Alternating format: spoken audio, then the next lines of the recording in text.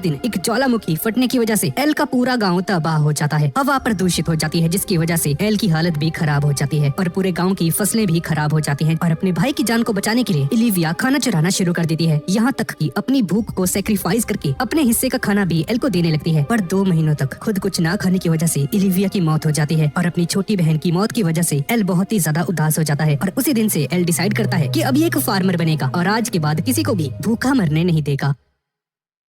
तो कहानी की शुरुआत में हम कुछ एडवेंचरर्स के ग्रुप को देखते हैं जो कि फॉरेस्ट में एक रैंक एस के काफी बड़े फॉरेस्ट ड्रैगन के साथ लड़ रहे होते हैं। ये ड्रैगन काफी ज्यादा खतरनाक होता है और पूरे फॉरेस्ट में आग लगा देता है जिसकी वजह से इन सभी एडवेंचरर्स को भी यहाँ से भागना पड़ता है। और वहीं दूसरी तरफ किसी खेत में हम इस सीरीज के मेन कैरेक्टर को देखते हैं जिसका नाम है अर्ल और इसे बादल कड़कने की आवाज आती है तो इसे लगता है शायद बारिश आने वाली है, पर उसे इग्नोर करता है और अपनी फसल की तरफ देखता है। अर्ल अपनी सारी फसल को काटकर ट्रॉली के ऊपर रख देता है जिसके बाद वो देखता है कि उसका लेवल 10 हो चुका है। तभी पीछे से अर्ल का दोस्त भी यहाँ पर आ जाता है और इससे पूछता है कि तुम क्या कर रहे हो। ये देखो मेरी फार्मिंग स्किल 10 की हो चुकी है। ये सुनकर ये हैरान हो जाता है। अरे एक सेकंड, हाल ही में तुम्हारी फिशिंग स्किल भी तो लेवल 10 की हो चुकी है ना। हाँ तो इसमें क्या बड़ी बात है। जिस पर टेस्टा कहता है कि नहीं ऐसा नहीं हो सकता है, मैं खुद एक फिशरमैन हूँ और मेरा लेवल तुमसे कम कैसे हो सकता है। तुम एक फार्मर होकर तुम्हारा लेवल फिशरमैन से कैसे ज्यादा है। और अपनी न्यू स्किल को देखने लगता है पर इसे समझ में नहीं आ रहा होता है कि आखिरकार ये स्किल है क्या। जिसके बाद टेस्टा अर्ल से कहता है कि तुम्हारे अटैक पॉइंट्स तो 73,000 से भी ज्यादा हो चुके हैं जो कि बहुत ज्यादा होते हैं। हाँ यार तुम सही कह रहे हो, पर अभी मुझे इन सारी सब्जियों को रॉयल कैपिटल के अंदर डिलीवर करके आना होगा ताकि इन्हें मार्केट में बेच पाऊं। जिसके बाद अर्ल एक कैरेट खाते हुए रॉयल कैपिटल की तरफ जाने लगता है। तभी इसे आसमान में से आवाज आती है और देखता है कि आसमान में तो वही ड्रैगन है और ये ड्रैगन अभी भी इन एडवेंचरर्स के साथ लड़ रहा होता है। इन्हें पता चल जाता है कि ये लोग मिलकर इस ड्रैगन को नहीं हरा सकते हैं। शायद मैं इस ड्रैगन को डिस्ट्रैक्ट कर सकता हूँ। अपनी ताकतों का यूज करके इस गाजर को इस ड्रैगन के ऊपर फेंक देता है और ये ड्रैगन पूरी तरह से फट जाता है। ये देखकर अर्ल शॉक्ड रह जाता है और सभी एडवेंचरर्स भी शॉक्ड हो जाते हैं कि आखिर अब ये किसने कर दिया। अर्ल सोचने लगता है कि एक छोटी सी गाजर से ही ये ड्रैगन फट कैसे गया। तो इसे याद आता है कि हाँ मेरी अटैक पावर तो बढ़ती ही जा रही है, शायद इसी वजह से ऐसा हो पाया। और इस पर और ज्यादा ध्यान न देते हुए रॉयल कैपिटल की तरफ अपनी सब्जियों को लेकर चला जाता है और ये सभी एडवेंचरर्स टायर के निशानों के पास आ जाते हैं और बोलते हैं कि आखिरकार वो था कौन। वो बहुत ही ज्यादा खतरनाक था। जिसके बाद अर्ल को देखते हैं और रॉयल कैपिटल के गेट के बाहर खड़ा होता है और गार्ड को अपना पास दिखाता है और बोलता है कि मैं सेल्स विलेज से एक फार्मर हूँ और यहाँ पर सब्जियां डिलीवर करने आया हूँ, प्लीज मुझे अंदर जाने दीजिए। अर्ल को अंदर जाने की परमिशन मिल जाती है पर तभी अर्ल देखता है कि सामने एक बंदा एक लड़की को किडनैप करके ले जा रहा होता है पर इस लड़की की जान किसी तरह से बचा लेता है। नाइफ निकालकर अर्ल पर हमला करने के लिए आगे बढ़ता है लेकिन अर्ल इसके सारे अटैक्स को डॉज करके इसे जमीन पर पटक देता है। तभी सभी गार्ड्स यहाँ पर आ जाते हैं और इस बंदे को पकड़ लिया जाता है। अर्ल बताने लगता है कि ये सब कुछ ये कैसे कर पाया। इसकी न्यू पावर ऑफ परसेप्शन की वजह से ये इस बंदे के सारे मूव्स को देख पाया और इसे हरा पाया। ये लड़की अर्ल का शुक्रिया अदा करती है इसकी जान बचाने के लिए। अरे नहीं यार मुझे लेट हो रहा है, मुझे जाना होगा। एक्सक्यूज मी, प्लीज अपना नाम तो बताते जाइए ना। अरे इसके बारे में चिंता मत करो। और बिना नाम बताए यहाँ से निकल लेता है। इसके बाद अर्ल मार्केट में आकर उन सब्जियों को डिलीवर कर देता है। जिसके बाद अर्ल वापस घर जाने लगता है पर तभी गेट पर गार्ड्स इसे रोक लेते हैं। क्या हो गया? और पीछे मुड़ता है और वही लड़की सामने आ जाती है जिसकी अभी इसने जान बचाई थी और बोलती है कि मैंने तुम्हें यहाँ पर रुकवाया है, मैं इस कैपिटल की पहली प्रिंसेस हूँ, फालियस मैगिस। अच्छा ठीक है, पर आपको मेरे जैसे एक छोटे से किसान से क्या काम है? वेल तुम मुझे प्रिंसेस नहीं कह सकते, तुम मेरा नाम पुकार सकते हो। तुम्हारा नाम क्या है? जी मेरा नाम अर्ल है। क्या तुम रॉयल कैपिटल को सर्व करना चाहोगे? ये सुनकर अर्ल अपने मन में कहता है अगर मैंने मना कर दिया तो मेरा सर कलम कर दिया जाएगा। अर्ल काफी ज्यादा सोच में पड़ जाता है और बोलता है कि मैं तो एक छोटा सा फार्मर हूँ, इतनी ज्यादा रिस्पॉन्सिबिलिटी मैं नहीं ले सकता हूँ, मुझे माफ कर देना, मैं यहाँ से जा रहा हूँ। और अर्ल यहाँ से जाने लगता है लेकिन ये प्रिंसेस इसे पकड़ लेती है। तुमने मुझे मना कैसे किया? रॉयल पैलेस पर काम करने के तुम्हें अच्छे खासे पैसे मिल जाएंगे। अरे यार मुझे घंटा फर्क नहीं पड़ता, मैं तो सिर्फ खेती बाड़ी करना चाहता हूँ, मुझे अपनी पूरी जिंदगी बस यही काम करना है। ये सुनकर प्रिंसेस कहती है कि अगर तुम रॉयल पैलेस पर काम करोगे और मेरे इस ऑफर को एक्सेप्ट कर लोगे तो मैं तुम्हें 33 स्क्वायर मीटर्स का फील्ड गिफ्ट कर सकती हूँ जो कि रॉयल कैपिटल के काफी ज्यादा पास भी पड़ता है। अर्ल मना कर देता है फिर भी और बोलता है कि तुम जबरदस्ती क्यों कर रही हो, क्या तुम्हें मुझसे प्यार व्यार तो नहीं हो गया? नहीं ऐसा नहीं है, जिस आदमी को अभी तुमने थोड़ी देर पहले मारा था उस बंदे का स्टेटस 500 पॉइंट्स है। तो क्या हो गया भाई, 500 ही तो है। अरे प्रिंसेस बताती है कि एक नॉर्मल पर्सन का एवरेज स्टेटस 50 पॉइंट्स होता है, एक एडवेंचरर का 130 पॉइंट्स और एक नाइट और एक कैप्टन का 600 पॉइंट्स पर जा सकता है और जो लेजेंडरी हीरोज होते हैं उनके पॉइंट 1000 तक जा सकते हैं और जिसे अभी तुमने हराया वो कैपिटल लेवल का बंदा था। तो क्या तुम मुझे अपना स्टेटस दिखा सकते हो अलकुन? पर अर्ल अपने पॉइंट्स को याद करता है जो कि 65,000 होते हैं भाई साहब। ये सुनकर ये घबरा जाता है और सोचता है कि मैं इसे स्टैट्स नहीं दिखा सकता वरना मेरा भांडा फूट जाएगा। और तभी हम उन सभी एडवेंचरर्स को भी देखते हैं जो कि उस ड्रैगन के साथ लड़ रहे थे और ये सभी लोग ड्रैगन के क्रिस्टल्स को यहाँ पर लेकर आ गए थे और इन्फॉर्म करते हैं कि वो ड्रैगन हार चुका है, लेकिन उसे हराने वाले हम लोग नहीं है बल्कि कोई और है जिसके पास काफी ज्यादा पावरफुल वेपन भी था। उसने तो ड्रैगन को ब्लास्ट ही कर दिया। हमने उसकी गाड़ी का पीछा करने की कोशिश की लेकिन इतने में वो वहाँ से गायब हो गया। ये सुनकर प्रिंसेस समझ जाती है कि ये अर्ल की बात कर रहे हैं। प्रिंसेस अर्ल की तरफ देखती है पर अर्ल यहाँ से भाग जाता है और प्रिंसेस अपने मन में ठान लेती है कि मैं तुम्हें ढूंढ कर ही रहूंगी। जिसके बाद एक गाड़ी यहाँ पर आकर प्रिंसेस को इमीडिएटली रॉयल पैलेस के अंदर बुलाता है और प्रिंसेस किंग के पास पहुंच जाती है, जिसके बाद इन्हें रिपोर्ट दी जाती है कि काफी एक बड़ा मॉन्स्टर का ग्रुप वो इसी कैपिटल के ऊपर हमला करने के लिए आ रहे हैं और देखकर ऐसा लगता है कि हेल जोन दोबारा से आने वाला है। ये सुनकर किंग हैरान हो जाता है और बोलता है कि ये कैसे हो सकता है, क्योंकि हेल जोन का लीडर मैकबेथ जो कि डीमन किंग था उसे तो हीरोज ने बैटल में मार दिया था और फ्यूचर में वॉर से लड़ने के लिए हमने बचे हुए डीमंस के साथ एक शांति भरा पैक्ट बना लिया था, तो अब वो लोग हम पर हमला क्यों कर रहे हैं। जिसके बाद ऑफिसर सेसिल यहाँ पर आ जाता है और किंग से कहता है कि लगता है कुछ डीमंस को ये पैक्ट पसंद नहीं आया और डीमन किंग का बदला लेने के लिए हम पर हमला कर रहे हैं और लगता है कि इस बार हेल जोन का लीडर रोमियो वेंडेड है, जो कि पिछले डीमन किंग का फर्स्ट डिवीजन का कमांडर हुआ करता था। ये तो वही पर्सन है ना जो कि हमारे साथ शांति का नेगोशिएशन करने आया था। ये सुनकर सेसिल कहता है कि ऐसा लग रहा है कि वो शांति कभी चाहता ही नहीं था, वो बस मौके का यूज कर रहा था ताकि हम पर हमला कर सके। और पिछली बार जिस हीरो ने डीमन किंग को हराया था वो हीरो भी पहले ही मर चुका है और हम लोग और ज्यादा लोगों को नहीं खो सकते हैं, इसलिए मैं आपको एडवाइस देना चाहता हूँ कि आप और प्रिंसेस इस रॉयल कैपिटल से भाग जाइए, क्योंकि यहाँ पर काफी ज्यादा खतरा है। आखिर मैं अपने ही लोगों को अबेंडन कैसे कर सकता हूँ, और वैसे भी मैं ही वो पर्सन था जिसने डीमंस के साथ पीसफुल पैक्ट किया था, इसलिए सारी रिस्पॉन्सिबिलिटी मुझ पर ही आ जाती है, मुझे इसकी रिस्पॉन्सिबिलिटी लेनी होगी। और सेसिल कहता है कि इसलिए हम आपको ट्रस्ट करते हैं। डीमन किंग के मरने के बाद आपने बाकी डीमंस को मारा नहीं था, बल्कि उनके साथ पीसफुल पैक्ट बना लिया था और हमें आपके जैसे एक लीडर की सख्त जरूरत है जो कि लड़ाइयाँ ना होने दे। इसलिए मैं चाहता हूँ कि कैसे न कैसे करके आप इस बैटल में जिंदा रहें। और बाकी सभी गार्ड्स भी किंग से कहने लगते हैं कि आप यहाँ से चले जाइए प्लीज और सेफ रहिए। और किंग भी इनकी बात मान जाता है। रात के टाइम में अर्ल घर पहुँचता है और जैसे ही गेट को खोलने की कोशिश करता है इसका हैंडल ही टूट जाता है। लगता है मैंने कुछ ज्यादा ही ताकत लगा दी, लगता है मैं मैशले से भी ज्यादा स्ट्रांग हूँ, और अंदर बैठ जाता है। और तभी टेस्टा इसके पास आता है और बताता है कि काफी सारे मॉन्स्टर्स विलेज के पास दिखाई दिए हैं, हम लोगों को यहाँ से निकलना होगा, जल्दी मेरे साथ चलो। पहले तो अर्ल इस बात को इग्नोर करता है कि ये मजाक कर रहा है, पर अर्ल को याद आता है कि इसकी फसल खराब ना हो जाए, इसलिए अपनी फसल के पास जाने लगता है। और टेस्टा बोलता है कि विलेज के पास एक गुफा है, मैं और बाकी सभी विलेजर्स भी वहाँ पर रहेंगे, तुम जल्दी वहाँ पर आ जाना। जिसके बाद अर्ल फील्ड पर पहुँच जाता है और यहाँ पर सब कुछ सही सलामत होता है और इसे शांति मिलती है। तब इसकी नजर कुछ मॉन्स्टर्स पर पड़ती है जो कि कहीं पर जा रहे होते हैं। अर्ल समझ जाता है कि ये सभी लोग रॉयल कैपिटल की तरफ जा रहे हैं, क्या मुझे इन्हें रोकना चाहिए? पर मैं तो बस एक फार्मर हूँ ना, ये काम तो किसी नाइट का है। और अर्ल अपने मन में सोचता है कि अगर ये मॉन्स्टर्स रॉयल कैपिटल को डिस्ट्रॉय कर देते हैं और इसे मिट्टी में मिला देते हैं तो अर्ल के पास कोई भी जगह नहीं रहेगी अपनी वेजिटेबल्स को बेचने के लिए और इसकी सारी सब्जियां खराब हो जाएंगी। यार मुझे क्या करना चाहिए? और सेसिल बाकी सभी को लेकर एक डेड एंड पर आ जाता है। ये हम कहाँ आ गए? तुम हमें यहाँ पर क्यों लेकर आए हो सेसिल? जिस पर सेसिल एक इविल सी स्माइल देकर कहता है कि ये सही जगह है और सेसिल किंग पर हमला कर देता है। ये देखकर सभी लोग समझ जाते हैं कि सेसिल एक धोखेबाज और गद्दारी करबे इंसान है। सेसिल बाकी के गार्ड्स को भी मार देता है। क्या तुम्हें अभी तक पता नहीं चला मैं आखिरकार कौन हूँ?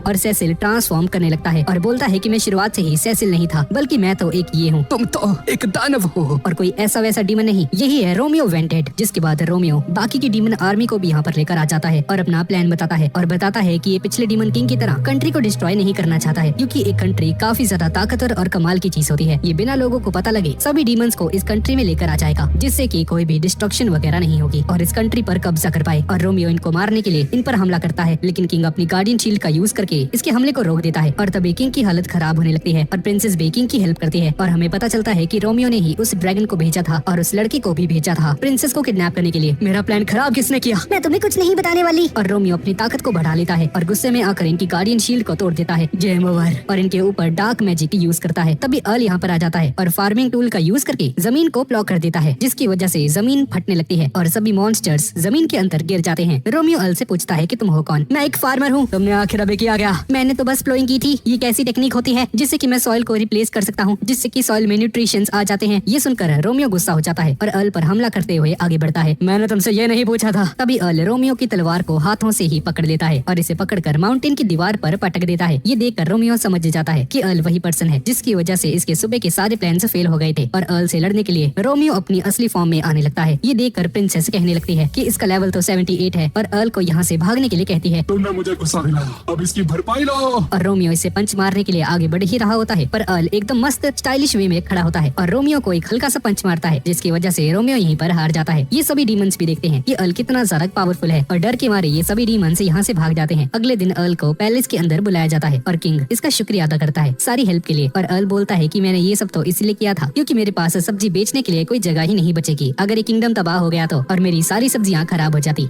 ये सब बातें छोड़ो, क्या तुम हमारी कंट्री को सर्व करोगे क्या? अर्ल को पहले से ही मालूम था कि किंग इससे ये बात जरूर कहेगा। तुम 100 आदमियों के बराबर हो अर्ल, तुम जो भी चाहो मैं तुम्हें वो टाइटल देने के लिए तैयार हूँ। तुम कमांडर भी बन सकते हो। नहीं, मुझे माफ कीजिएगा, मैंने अपना मन बना लिया है। मैं जिंदगी भर बस फार्मिंग ही करना चाहता हूँ। तुमने हमारी हेल्प करी, इसलिए हम तुम्हें 33,000 स्क्वायर मीटर फील्ड गिफ्ट करते हैं, ठीक है ना? लेकिन उसके बदले में क्या क्या तुम गिल्ड को ज्वाइन कर सकते हो एल? क्योंकि पड़ोसी देश में और रॉयल कैपिटल में काफी ज्यादा थ्रेट आ चुका है मॉन्स्टर्स का, तो इसलिए फ्यूचर में हमें तुम्हारी हेल्प चाहिए रहेगी। ठीक है, अगर तुम मुझे फार्मिंग करने के लिए एक जगह दे सकते हो तो मैं जरूर तुम्हारी हेल्प कर सकता हूँ। जिसके बाद इन दोनों के बीच में ये डील हो जाती है। पर अर्ल उस गिफ्ट में मिली हुई लैंड के पास जाकर काफी ज्यादा डिसअपॉइंटेड हो जाता है, क्योंकि प्रिंसेस ने इसके साथ मजाक किया था। प्रिंसेस इसे एक वेस्ट लैंड दे देती है, यानी कि एक बंजर जमीन। अरे यार, ये क्या मजाक है। और प्रिंसेस इसकी हालत को देखकर हंस रही होती है। अब अगले दिन फेलिस एल को कैपिटल को एक्सप्लोर करने के लिए लेकर जाती है और एल अलग अलग तरह के फूड्स को देखकर बहुत ही ज्यादा हैरान हो जाता है और फेलिस से पूछता है कि ये बिना किसी टेंशन के कैपिटल के अंदर कैसे घूम रही है। अगर लोग तुम्हें पहचान लेंगे कि तुम प्रिंसेस हो तो यहाँ पर तो भीड़ ही लग जाएगी ना। जिस पर ये बताती है कि चिंता करने की कोई भी जरूरत नहीं है, क्योंकि इसकी मेड अल भी एक डबल रोल कर रही है कैसल के अंदर, इसलिए कोई भी इसे नहीं पहचानेगा। और बताती है कि वैसे भी मैं इस तरीके से जब इस टाउन में घूमती हूँ तो मुझे टाउन के अंदर काफी सारी चीजें पता चलती हैं, जो कि मेरी ड्यूटी है इनके बारे में जानना। जिसके बाद ये एल को लेकर एक एडवेंचरर्स गिल्ड में आ जाती है और एल कहने लगता है कि तुम्हें याद है ना कि मुझे एडवेंचरर नहीं बनना है। अरे हाँ, मुझे मालूम है तुम एक फार्मर बनना है ना? वैसे तुमने मुझे लैंड गिफ्ट की थी है ना, तो मुझे थोड़ा बहुत तो काम करना ही पड़ेगा प्रिंसेस। अरे ओ, अभी हम पब्लिक में हैं, इसलिए मुझे प्रिंसेस मत बुलाओ, अभी तो मुझे फीलिया बुलाओ। और एल कहता है कि अगर तुम अपना नाम चेंज कर भी लो तब भी लोग तुम्हें तुम्हारी शक्ल देखकर पहचान जाएंगे। पर ये बताती है कि इसके हेयर में एक मैजिकल स्पेल लगा हुआ है, इसके ऊपर डिसेप्शन मैजिक लगा हुआ है, तो लोगों को पता नहीं चलेगा कि ये प्रिंसेस है। जिसके बाद ये लोग गिल्ड के अंदर आ जाते हैं और तभी एक बंदा जो कि इस गिल्ड का गिल्ड मास्टर होता है, ये अल के पास आता है और कहता है कि मैंने तुम्हारे बारे में काफी सारी चीजें सुनी है, हमारे साथ चलिए। जिसके बाद ये अल को लेकर रिसेप्शनिस्ट हेलेन के पास लेकर आ जाता है ताकि गिल्ड के अंदर रजिस्ट्रेशन कर सके। अल अपना नाम बताता है, पर तभी अचानक से इसके पेट से गुड़गुड़ की आवाज आने लगती है और इन सभी को मालूम पड़ जाता है कि इसे भूख लग रही है। हेलेन इसे अपने साथ लेकर जाती है और इसे पेट भरकर रूका बोसू फ्रूट पाई देती है, जो कि काफी ज्यादा टेस्टी भी होता है। और इसे कहने लगती है कि तुमने रजिस्ट्रेशन फॉर्म के अंदर अपनी ऑक्यूपेशन को फार्मर के तौर पर रखा हुआ है, तो तुमने क्या डिसाइड करके एक एडवेंचरर बनने के बारे में सोचा। और अल इसे बताता है कि एक पर्सन ने इसे एक फार्म लैंड गिफ्ट में दी थी, इस कंडीशन में कि ये मॉन्स्टर्स के नंबर को कम करेगा, यानी कि उनको मारेगा। और बोलता है कि मैं फार्मर के साथ साथ एक एडवेंचरर की भी जॉब लेना चाहता हूँ। तभी अचानक से वही एडवेंचरर्स यहाँ पर आ जाते हैं जिन्होंने उस फॉरेस्ट ड्रैगन को मारा था। और अर्ल से कहने लगते हैं कि तुम तो वही हो ना जिसने उस एस रैंक के फॉरेस्ट ड्रैगन को एक ही बार में मार दिया था। ये सुनकर सभी लोग हैरान हो जाते हैं। अरे यार, क्या यही वो बंदा है? अरे नहीं नहीं, तुम्हें गलतफहमी हुई है भाई, मैं तो बस एक किसान हूँ, किसान। और हेलेन इससे बताती है कि अब से ये लोग इसकी मदद करेंगे, तुम्हें कोई भी इन्फॉर्मेशन चाहिए होगी तो ये तुम्हारी मदद करेंगे। जिस पर अर्ल अपनी इंट्रोडक्शन देता है इन तीनों को। ये सभी लोग भी अपना नाम बताते हैं। मेरा नाम जेक है। मेरा नाम लामिया है। और मेरा नाम ल्यूक है। हम तुम्हारे जैसे ही किसी ब्रेव एडवेंचरर का इंतजार कर रहे थे। लामिया अल के पास आती है और वो कहती है कि हम दोनों एक साथ लड़ने वाले हैं, है ना। ऐसा बोलकर ये सभी एडवेंचरर्स यहाँ से निकल जाते हैं। इसके बाद अल कहने लगता है कि मुझे ऐसी फीलिंग आ रही है कि मैं अपने फील्ड से काफी ज्यादा दूर होता जा रहा हूँ। जिसके बाद हेलेन अल से कहती है कि अभी तुम जी रैंक की एक एडवेंचरर हो, इसलिए तुम्हें मुश्किल वाले क्वेश्चन नहीं मिलने वाले हैं। एडवेंचरर्स की रैंक होती है, जी से एसएस रैंक पर जाते हैं। वैसे तो एसएस रैंक पर हीरोज को रखा जाता है, लेकिन एक्चुअल में अगर देखा जाए तो जी से एस रैंक होती है और सी से डी रैंक वालों को फुल फ्लैज वॉरियर्स माना जाता है। तुम काफी ज्यादा स्किल्ड लग रहे हो अलकुन, इसलिए तुम काफी जल्दी एस रैंक के एडवेंचरर बन जाओगे। अरे यार, मुझे नहीं बनना एस रैंक का एडवेंचरर, नहीं तो मैं काफी ज्यादा स्टैंड आउट कर जाऊंगा। जिसके बाद हेलेन अल को एक क्वेस्ट देती है जहाँ पर अल को 10 मिल्क ग्रास को कलेक्ट करना होगा फॉरेस्ट ऑफ ग्रिम में से, और इसे बताती है कि इसका यूज रिकवरी पोर्शंस को बनाने में किया जाता है, जो कि एडवेंचरर्स के लिए काफी ज्यादा जरूरी आइटम है। और जो मॉन्स्टर्स तुम्हें उसे फॉरेस्ट के अंदर मिल सकते हैं उन सभी की डिटेल्स मैंने इस लिस्ट में लिख दी है। ठीक है, मैं समझ गया। और अल की तरफ देख कर कहती है और बोलती है कि ये तो काफी ज्यादा डेंजरस रहेगा, तुम इस कपड़ों में उन मॉन्स्टर्स के साथ लड़ने के लिए जाओगे तो। और बोलता है कि मैं आर्मर वगैरह खुद से अफोर्ड नहीं कर सकता हूँ। ये सुनकर हेलेन कहती है अगर ऐसा है तो इसे अपने साथ ले जा सकते हो। और बताती है कि इस कपड़े के अंदर एक मैजिकल पावर भी है जो कि डिफेंसिव पावर्स को बढ़ाती है। अरे नहीं यार, मुझे नहीं चाहिए। पर हेलेन ने जबरदस्ती इसे ये पहना देती है। तुम इसे ले सकते हो, मैंने इस रोप का यूज काफी समय से नहीं किया है। अरे यार, मेरी फार्मर लाइफ। अब इसके बाद अल प्रिंसेस से जाकर मिलता है और बताता है कि ये फॉरेस्ट ऑफ ग्रिम में जा रहा है, तो अपने साथ प्रिंसेस को नहीं लेकर जा सकता है और हमें यहीं पर अलग होना होगा। ये सुनकर प्रिंसेस इसे कहती है कि ठीक है, और यहाँ से जाने लगती है। ठीक है, मैं कल तुमसे दोबारा मिलूंगी, ठीक है ना। अरे यार, तुम कल भी आने वाली हो, कितना पकाती है ये। जिसके बाद अल फॉरेस्ट के अंदर आ जाता है और नौ को कलेक्ट कर लेता है और आखिरी ग्रास बची होती है। तभी इसकी नजर एक चीज पर जाती है जो कि जमीन पर गिरी हुई थी और इसे उठाकर देखता है क्या ये कोई स्केल है। और अल लिस्ट के अंदर चेक करने लगता है ये स्केल कौन से मॉन्स्टर का है, पर इसे कुछ भी नहीं मिलता है। पर एक इन्फॉर्मेशन मिलती है कि यहाँ पर एक फीमेल ऑर्क है जो कि मेल क्रीचर्स की तरफ अट्रैक्ट होती है। अल इस इन्फॉर्मेशन को पढ़ ही रहा होता है कि तभी वही फीमेल ऑर्क इसके पीछे आ जाती है, जिसको देखकर ये घबरा जाता है और पीछे हटने लगता है, लेकिन ये ऑर्क इसे पकड़ लेती है। तभी जेक यहाँ पर आ जाता है जो कि इस ऑर्क को मार देता है और इसका शुक्रिया अदा करता है इसकी जान बचाने के लिए। जिसके बाद जेक के बाकी के टीममेट्स भी यहाँ पर आ जाते हैं और इसे कहने लगते हैं कि तुम्हारा कितना ज्यादा बैड लक है कि तुम पहले ही दिन एक फीमेल ऑर्क के द्वारा पकड़े गए। मैं जानता था यार इतना इजी नहीं होने वाला। बाय द वे, क्या तुम्हें इसके बारे में मालूम है ये किस मॉन्स्टर का है? अरे यार, इसकी जानकारी तो अभी तक किसी को भी नहीं है। कहा जाता है कि ये स्केल काफी ज्यादा रेयर है। ये एक ब्लैक ड्रैगन का स्केल है। ब्लैक ड्रैगन्स हाई एल्टीट्यूड के वाटर होल्स के अंदर रहते हैं, तो आज तक किसी ने भी उन्हें नहीं देखा है। लेकिन एक सेकंड, ये तो उसका स्केल है, तो आखिर ये यहाँ पर क्या कर रहा है? और लामिया अल से कहती है कि प्लस पॉइंट तो ये है कि ये काफी ज्यादा रेयर आइटम है, अगर तुम इसे बेचने बेचना चाहोगे तो तुम्हें इसके काफी अच्छे पैसे मिल सकते हैं। जिसके बाद ये सभी लोग डिसाइड करते हैं ये सभी लोग गिल्ड में वापस जाएंगे। वैसे एल, क्या तुम्हारा क्वेस्ट पूरा हो गया? अरे नहीं यार, मुझे अभी भी एक और मिल्क ग्रास को कलेक्ट करना होगा। ये सभी लोग आपस में बात कर ही रहे होते हैं कि तभी अचानक से जमीन हिलने लगती है और पूरी जगह पर एक इविल सा ऑरा छा जाता है। यार ये किस मॉन्स्टर का ऑरा है? और तभी पीछे एक बहुत बड़ा ड्रैगन इनके सामने आ जाता है। अर्ल इसे देखकर चौंक जाता है और ये सभी लोग फ्रीज हो जाते हैं। ये ड्रैगन इनकी साइड से निकलने लगता है और अर्ल कहता है कि क्या यही वो ब्लैक ड्रैगन है क्या जो कि इस स्केल का ओनर है? अर्ल इसके स्टैट्स चेक करता है और इसे देखकर हैरान हो जाता है। यार ये नहीं हो सकता।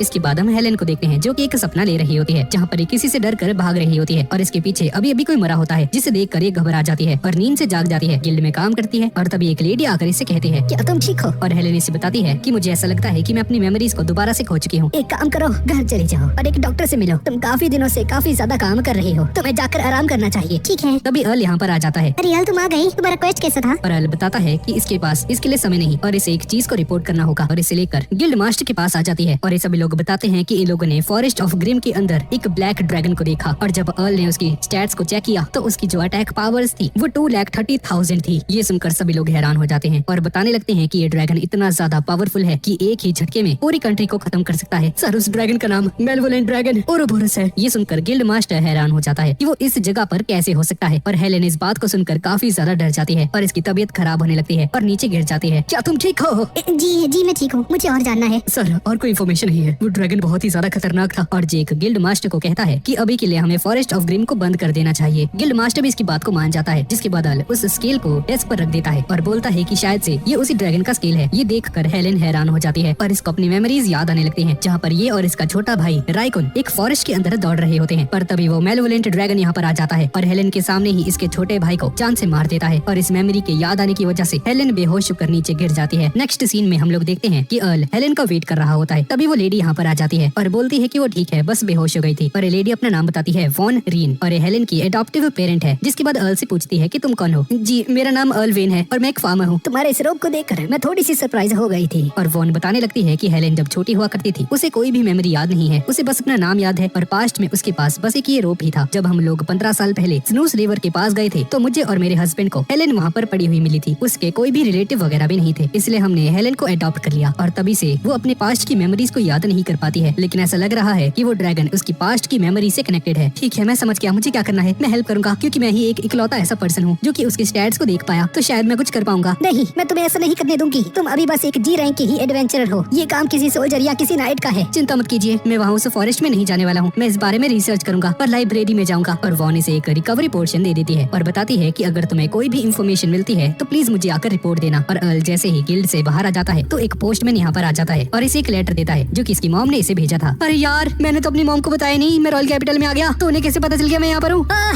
मेरा नाम रिक्स है और मेल्स को डिलीवर करना मेरा काम है। और तेजी से यहाँ से चला जाता है। इसके बाद अर्ल लाइब्रेरी में पहुंच जाता है पर काफी ज्यादा परेशान हो जाता है क्योंकि जो इन्फॉर्मेशन ये ढूंढ रहा होता है ये इसे नहीं मिल रही होती है और बोलने लगता है कि उस ड्रैगन की जो अटैक पावर है वो 2 लाख से भी ज्यादा है और एक SS रैंक के हीरो का जो अटैक पावर होती है वो 1000 होती है ज्यादा से ज्यादा। और अगर देखा जाए तो मेरे पास सिर्फ 50,000 है, तो मतलब मैं तो कुछ भी नहीं कर पाऊंगा। जिसके बाद याद करता है कि आज से 15 साल पहले वो उनको हेलेन मिली थी, तो शायद से इसे आज से 15 साल पहले की रिपोर्ट्स के बारे में पढ़ना चाहिए। पर रिसेप्शनिस्ट इसे मना कर देती है और बोलती है कि तुम्हारे पास आज से 15 साल पहले की चीजों को पढ़ने का एक्सेस नहीं है क्योंकि उन सभी को पढ़ने के लिए तुम्हारे पास एक अच्छी खासी रैंक होनी चाहिए। प्लीज यार पढ़ने दो ना बुढ़िया, मैंने कहा नहीं। तभी प्रिंसेस यहाँ पर आ जाती है। क्या मैं उस बुक को पढ़ सकती हूँ? तुम यहाँ पर क्या कर रही हो? और बताती है कि जब ये गिल्ड में गई थी तो इसे पता चला कि ये लाइब्रेरी के अंदर है, इसलिए यहाँ पर आ गई। इसके बाद लाइब्रेरियन इसे परमिशन दे देती है बुक्स को पढ़ने के लिए और ये दोनों अंदर जाने लगते हैं। प्रिंसेस यार, मुझे आज से 15 साल पहले की डैमेज रिपोर्ट चाहिए, स्नूस रिवर के पास की घटना। अच्छा, तो तुम्हें विलेज ऑफ ऑनर के बारे में जानना है? हाँ। जिसके बाद अर्ल को एक बुक निकाल कर दे देती है। अर्ल पढ़ता है बुक को और इसे पता चलता है कि आज से 15 साल पहले विलेज ऑफ ऑनर पूरी तरह से तबाह हो गया। जब एक ट्रेडर वहाँ पर सामान बेचने के लिए गया था तो इसे पता चला कि वो पूरी जगह डिस्ट्रॉय होकर पूरी तरह से एक पत्थर के टुकड़े में बदल चुकी थी। और जब वहाँ पर इन्वेस्टिगेशन की गई तो पता चला तो वहाँ पर विलेज में इस तरह के काफी सारे स्केल्स को पाया गया था। तो इन सभी को लगा कि ये सारे स्केल्स उस ड्रैगन के हैं। मेलेवोलेंट ड्रैगन ओरोबोरस काफी ज्यादा बुरा ड्रैगन है जो कि काफी ज्यादा तबाही लेकर आता है। ऐसा कहा जाता है कि उसकी प्रेजेंस इमोर्टल है, लेकिन उस मेलेवोलेंट ड्रैगन की लड़ाई बेनेवोलेंट ड्रैगन मिराज के साथ हुई जिसकी वजह से वो ड्रैगन मारा गया। जिसका मतलब है कि मेलेवोलेंट ड्रैगन मारा गया जिसे उसके बाद हिस्ट्री बुक के अंदर रिकॉर्ड कर दिया गया। क्या वो सच्ची में मर गया क्या? जिस पर प्रिंसेस बताती है कि हमें हर जगह पर वैसे ही स्केल्स देखे हैं जो कि मेलेवोलेंट ड्रैगन के हैं, तो शायद से ये जो मेलेवोलेंट ड्रैगन है ये वापस से रिवाइव हो चुका है, जिसका मतलब है कि ये दुनिया खतरे में है। अच्छा, तो इस बात को सीक्रेट रखा गया हाँ, ताकि उनके बीच में डर ना आ जाए। हाँ, मुझे भी इसके बारे में नहीं पता था।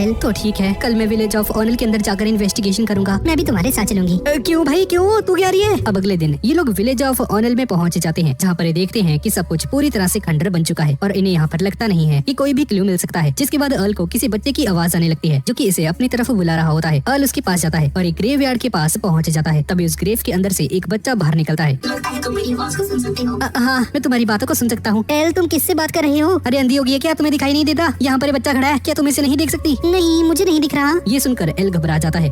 क्या तुम एक भूत हो गया? पर गाइस, ये राय उसी हेलेन का भाई है जो कि उसके बचपन में मर गया था। और ये बच्चा बताता है कि इसका नाम राय है और काफी समय से एक ऐसे इंसान को ढूंढ रहा होता है जो कि इसकी आवाज को सुन सके। जिसके बाद राय अर्ल से कहता है कि जो तुमने रोप डाल रखी है वो मेरे रोप के जैसा ही है। तो अर्ल इसे बताता है कि ये रोप उसे एडवेंचरर्स गिल्ड की एक रिसेप्शनिस्ट जिसका नाम हेलेन है उसने इसे दिया है। और अर्ल को बताता है कि जो रोब इसने अभी डाल रखी है ये पहले ये खुद पहना करता था जब ये जिंदा हुआ करता था। और ये रोब एक स्पेशल आइटम है जिसके अंदर डिफेंसिव मैजिक लगा हुआ है जो कि इसे एक ओल्ड मैन से मिला था। ठीक है, मैं समझ गया। और फाल्स को भी उस रोब को पहना देता है और ये शर्माने लगती है कि तुम ये कर क्या रहे हो, और मन में सोचने लगती है कि ये चीज तो कपल्स एक साथ करते हैं। तभी फाल्स सामने देखती है और अभी ये भी राय को देख पा रही होती है और डर के मारे चिल्लाने लगती है। और अर्ल इसका मुंह पकड़ लेता है। सॉरी, प्लीज आप अपनी स्टोरी को कंटिन्यू रखिए सर, मिस्टर भूत जी। और राय बोलता है कि इस रोब को देखकर मैं समझ गया कि मेरी बड़ी बहन अभी तक सुरक्षित है, ये अच्छी बात है। अच्छा, तो तुम्हारा मतलब है कि तुमने सही समझा, हेलेन मेरी बड़ी बहन है और साथ ही में ऑनल विलेज की आखिरी सर्वाइवर भी है। ये सुनकर अर्ल कहता है कि मुझे पता लगा है कि हेलेन के पास अपनी पास्ट की कोई भी मेमोरीज नहीं बची है। मैं समझ सकता हूँ कैसा उसने इसीलिए किया है क्योंकि पास्ट में जो घटना है उसके साथ घटी है तो बहुत ही ज्यादा पेनफुल थी और ताकि दोबारा से मेमोरीज को ना याद करें इसलिए उसने उन सारी मेमोरीज को अपने उनके अंदर फील कर लिया। लेकिन अगर ऐसा है तो मेरी बड़ी बहन बहुत ही ज्यादा खतरे में है, सर प्लीज मेरी बड़ी बहन को जाकर बचा लीजिए। पर अर्ल और फाल्स काफी ज्यादा कंफ्यूज हो जाते हैं कि ये बोल क्या रहा है। अब इसके बाद हम एक फ्लैशबैक को देखते हैं। 15 साल पहले हेलेन काफी ज्यादा छोटी होती है और फॉरेस्ट में जाकर राय को लंच के लिए पुकारती है। लेकिन राय यहाँ पर जंगल के अंदर एक छोटी सी स्वॉर्ड के साथ ट्रेनिंग कर रहा होता है और इसका एक पैर पत्थर से टकरा जाता है जिसकी वजह से नीचे जमीन पर गिर जाता है। हेलेन इसके पास जाती है और कहती है कि तुम्हें मेरी बात माननी चाहिए थी, तुम्हें हीरो वीरो मत बनो क्योंकि काफी ज्यादा डेंजरस है। मैं खेल नहीं रहा था, मैं सच में एक बहादुर सोल्जर बनने वाला हूँ और इस तरह से चोट खाना एक वॉरियर के लिए काफी अच्छी बात होती है, तो मेरी चिंता मत करो। जिस पर हेलेन कहती है कि तुम मेरे अकेले इकलौते छोटे भाई हो तो मैं तुम्हारी कैसे चिंता ना करूं। जिसके बाद हेलेन एक हैंकी को निकालती है, राय के मुंह को साफ करने लगती है और राय बोलता है कि मैं अब बच्चा नहीं रहा जिसे प्रोटेक्शन की जरूरत है। तभी अचानक से एक आवाज आती है जो कि एक धमाके की होती है। ये लोग वहाँ पर जाकर देखते हैं और देखते हैं कि इनका घर पूरी तरह से तबाह हो चुका है। ये देखकर हेलेन घबरा जाती है। मॉम डैड कहाँ गए? तभी उन्हें वही ड्रैगन दिखता है, वही ड्रैगन ओरोबोरस। और ये ड्रैगन एक दादी माँ और उसके पोतों को खाने के लिए आगे बढ़ता है। पर तभी एक बच्चा हिम्मत करके आगे आता है पर इसकी दादी यहाँ पर आकर इसे रोक लेती है और बोलती है कि ऐसा मत करो, मुझे इस चीज से नफरत है जब इंसान मुझसे डरते नहीं। और ऐसा बोलकर इन सभी पर हमला कर देता है और एक दादी माँ और एक बच्ची को जान से मार देता है। तब ये बच्चा जो कि हिम्मत करके आगे आया था ये काफी ज्यादा डर जाता है और ये ड्रैगन इसकी एनर्जी को ड्रेन करने लगता है। ये देखकर हेलेन राय से पूछती है कि आखिर ये है क्या? मुझे नहीं पता पर ये काफी ज्यादा खतरनाक लग रहा है, हमें यहाँ से भागना होगा। पर बाकी सभी का क्या होगा? मैं ये बात कहना नहीं चाहता पर हम दोनों मिलकर किसी की भी मदद नहीं कर सकते हैं बहना और हमें यहाँ से भागना होगा। हेलेन इसकी बात मान जाती है और दोनों जंगल की तरफ आगे बढ़ने लगते हैं। पर तभी अचानक से इनके सामने वही ड्रैगन आ जाता है और राय से पकड़कर दूसरी तरफ जाने लगता है। दोनों फॉरेस्ट में दौड़ रहे होते हैं और तभी ड्रैगन आसमान में उड़ जाता है और कहता है कि दौड़ो और ज्यादा दौड़ो, मुझे तुम्हारे चेहरे पर निराशा और डर देखना है। तभी हेलेन दौड़ते दौड़ते गिर जाती है और ड्रैगन इसी मौके का फायदा उठाकर इसके पास आता है और इसे बस खाने ही वाला होता है। तभी राय अपने डैगर को इसकी आंख पर फेंक देता है। मैंने कर दिखाया। पर ड्रैगन की आंख पर जो इसने अभी चाकू मारा होता है ये अपने आप ही गायब हो जाता है और इसका जख्म भी हील हो जाता है। और ड्रैगन कहता है कि तुम्हें क्या लगा तुम एक छोटे से डैगर से मुझे मार सकोगे? अब तुमने गलती कर दी है तो सबसे पहले मैं तुम्हें खाऊंगा। और हेलेन राय को यहाँ से भागने के लिए कहती है पर राय यहाँ से नहीं भागता और अपनी बहन को यहाँ से भागने का एक मौका देता है। पर तभी वो ड्रैगन आकर राय को मार देता है, वो भी हेलेन की आंखों के सामने ही। राय की बॉडी से खून निकलने लगता है। बड़ी बहन प्लीज यहाँ से भाग जाओ। नहीं, मैं तुम्हें छोड़कर नहीं जाऊंगी। और ड्रैगन कहता है कि मैं तुम्हें नहीं मारूंगा, मैं अब से 15 सालों के बाद आऊंगा और जहाँ पर भी तुम रह रही होगी तुम्हें ढूंढ कर मारूंगा और तुम्हारे टाउन को भी पूरी तरह से तबाह कर दूंगा। जिसके बाद मैं तुम्हारी सोल को जो कि काफी ज्यादा निराशा से भर जाएगी उसे मजे से खाऊंगा। हेलेन घबरा जाती है और तभी राय बोलता है कि ये सब कुछ तुम्हारे सपने में होने वाला है, समझे ना? भले ही मैं मर जाऊं पर मैं तुम्हें ऐसा नहीं करने दूंगा, मैं तुमसे मेरी बड़ी बहन की रक्षा करके ही रहूंगा। और ड्रैगन कहता है कि तुमने मुझे गुस्सा दिला दिया है और अब मैं तुम्हारी सोल को यहीं पर ट्रैप कर दूंगा ताकि समय आने पर तुम अपनी बहन का वो निराशा भरा चेहरा खुद से देख सको। और ऐसा बोलकर ये ड्रैगन यहाँ से गायब हो जाता है। राय बहुत मुश्किल से ही बोल पा रहा होता है और कहता है कि चाहे कुछ भी हो जाए मैं तुम्हें मरने नहीं दूंगा बड़ी बहना। पर ऐसा बोलकर राय मर जाता है और हेलेन पूरी तरह से टूट जाती है। इसके बाद हम वापस से प्रेजेंट में आ जाते हैं। ये तो काफी बुरा हुआ। जिसके बाद राय ने बताता है कि जब भी वो ड्रैगन किसी विलेज या फिर सिटी के ऊपर हमला करता है तो जानबूझकर एक सर्वाइवर को जिंदा छोड़ देता है और उसके बाद काफी गहरी नींद में चला जाता है और काफी लंबे समय के बाद दोबारा से जागता है और अपनी जॉब को पूरा करता है, यानी कि उस सर्वाइवर को मारने का। एक सर्वाइवर को इसलिए छोड़ देता है ताकि सर्वाइवर जाकर और लोगों को इस घटना के बारे में बता सके और उन सभी को भी डर का सामना करना पड़े और उन सभी के बीच में र्यूमर्स बनने शुरू हो जाए और लोगों के इन्हीं र्यूमर्स और डर की वजह से वो ड्रैगन दोबारा से जिंदा हो पाता है। और राय बताता है कि जब उस ड्रैगन ने मुझे खा लिया था तो उसकी